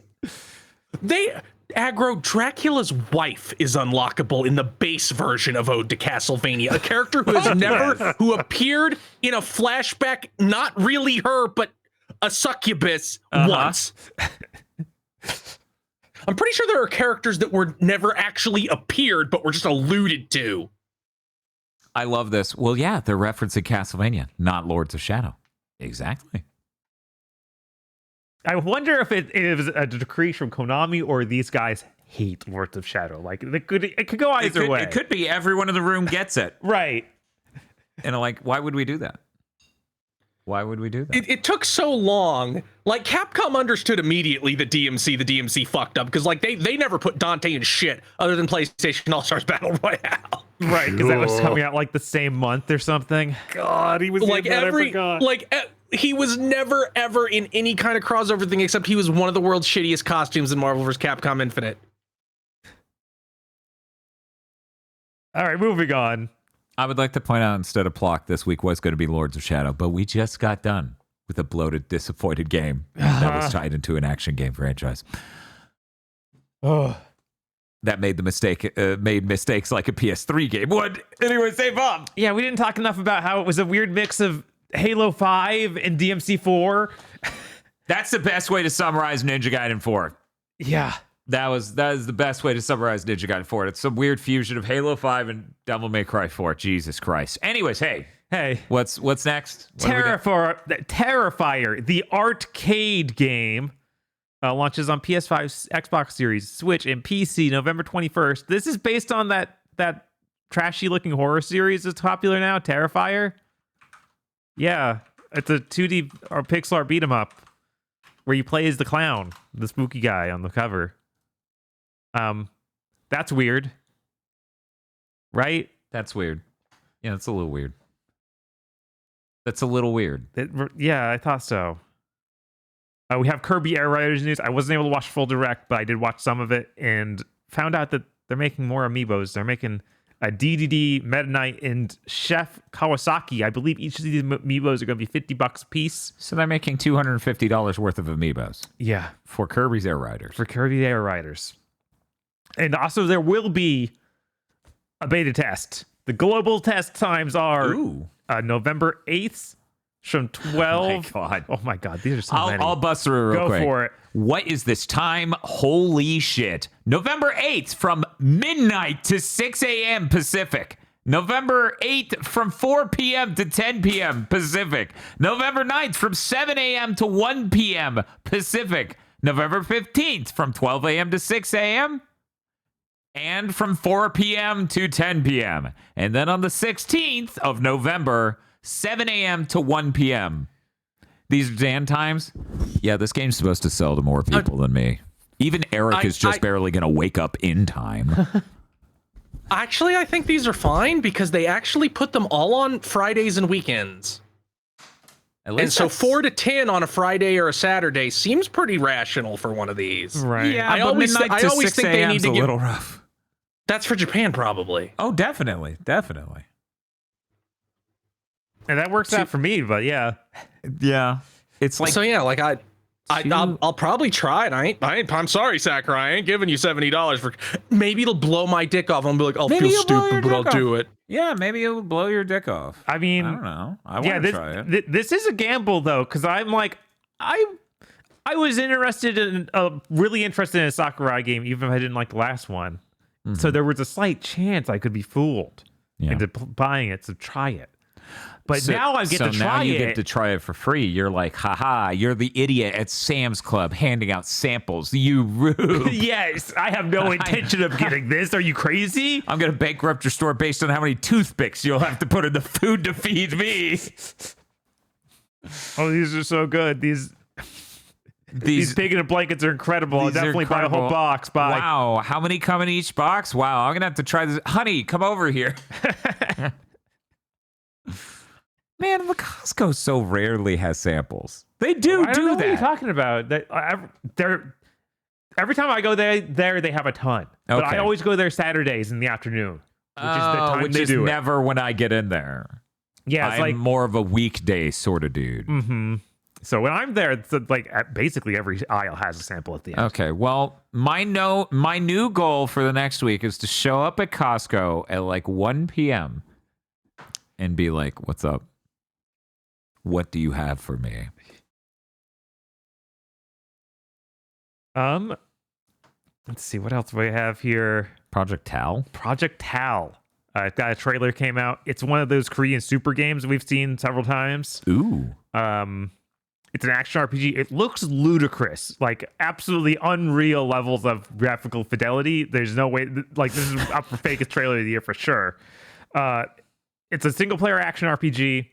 You have a whole party with you. It seems you have interactions with them. Like they'll smartly attack and stuff. It sounds almost like a Dragon's Dogma situation. Huh. You can even ride on or like grab the enemies and ride them and like lop off limbs. Kind of Monster Hunter-esque in that way. But yeah, I was like, is this going to be like what they're trying to sell looks like, hey, what if Dragon's Dogma was a cool story about Korean history and had a story and cool things happen? Yeah. Some parts of this look real, This game but isn't some out. parts look really fake. This game isn't out allegedly for 2 more years. It's a 2027 game. Yeah, allegedly. So at soonest, it comes out in 1 year and 3 months. Maybe it'll be a launch title for the PS6. It might. That's certainly what you're gonna need to not for it to not be goo. Chat. Man, Black Myth Wukong is gonna go so hard on the PS6 where it can even remotely function. Something tells me they won't update that shit at all for PS6. They'll be on the next one, which they already announced. They already announced that. That was why Jeff Keighley brought out the fan. Chat. I need that fan. It's too good. Moshi. What? What is he? Anyway, chat, how does it feel that in 15 months we'll be in the year that they launched the PS6? That's Disgusting. Weird. That feels weird. That does feel weird. That feels we'll weird. see what happens over the next few years. In the next few months here, as AI continues to go up and up, and nothing horrible the number happens. gets bigger and bigger, man. It's getting great. It's so great. Well, the returns on this are wild. The what? Returns? It can do. It's supposed to have. Well, see, I invested this AI company that I get other people to invest in this AI company, and now my ownership of this AI company is worth more than I put into it. Because we're all pouring money into this bucket. Oh, There's a lot of money in that bucket. okay, and that's just Yeah. gonna keep getting. We're gonna keep getting more people in there. Yeah. Okay. Yeah. All right. However, if you turn the light on to see how much money is in the bucket, it bursts into flames. Oh no. Yeah, this is a weird bucket. My last. It's like thing. a Ponzi scheme where instead of running off with the money at the end, you crash the entire economy. Yes. That's pretty sick. How does that scheme work out for anyone now? It doesn't, but they all been listening to in buying their own snake oil. Ooh. So they Chat, don't listen to snake oil. It's not healthy. yeah, you shouldn't just listen to the snake oil. And when you put on your shoes, you'll see me. don't even. If you know what that reference was, don't explain it. Bob, let's move on. Ariana in the Elder Codex is coming west in 2026. This is a Idea Factory Compile Heart made Metroidvania where you play as a magical girl. It came out just a few months ago in Japan. I see. It looks kind of neat. Honestly, higher quality than I expect from either Idea Factory or Compile Heart. It has a kind of 3D art style, or from a 2D perspective, and it looks kind of clean. Maybe it'll be cool. I don't know. Yeah, no, the art style looks pretty interesting. Idea Factory, which, as we know, is the Kevin Bacon of video games. Thank you, Ed O'Dot. What did you mean? Well, earlier we kept like, what did this director do? They did Idea Factory game. What did you do? They did a Compile Heart. No, please. Anyways, that's it for Big Thing. Chris, you were saying you're doing what on Saturday? Kirby in the Forgotten Land post game and DLC on Sunday. And then Bob and I tomorrow. Clock a clock. It's Plock a Clock! It messes me up that this also sounds kind of like it could be a Mega 64 song. Yeah, and then Paka Clock is from Mega. I'm gonna have to pull out my Mega 64 Blu-ray and get him yelling Paka Clock, but edit it to sound like Plaka Clock. Rocco Bodie's like, I'm suing. I would never say it's Plaka Clock. Would you not? Can I not pay you to do that right now? Why? Why isn't there a Mega 64 skit where he puts on the outfit and then walks around Southern California? Like Agro, give us a good number Agro, of do you know reasons. any reason the Mega 64 wouldn't want to dress up as Block Man? Anyways, that's tomorrow. That game is brutal. I'm actually scared. Hopefully Timer Chance survives. We'll see. Anyways, that's going to do it for this episode of Big Think Dimension. Goodbye.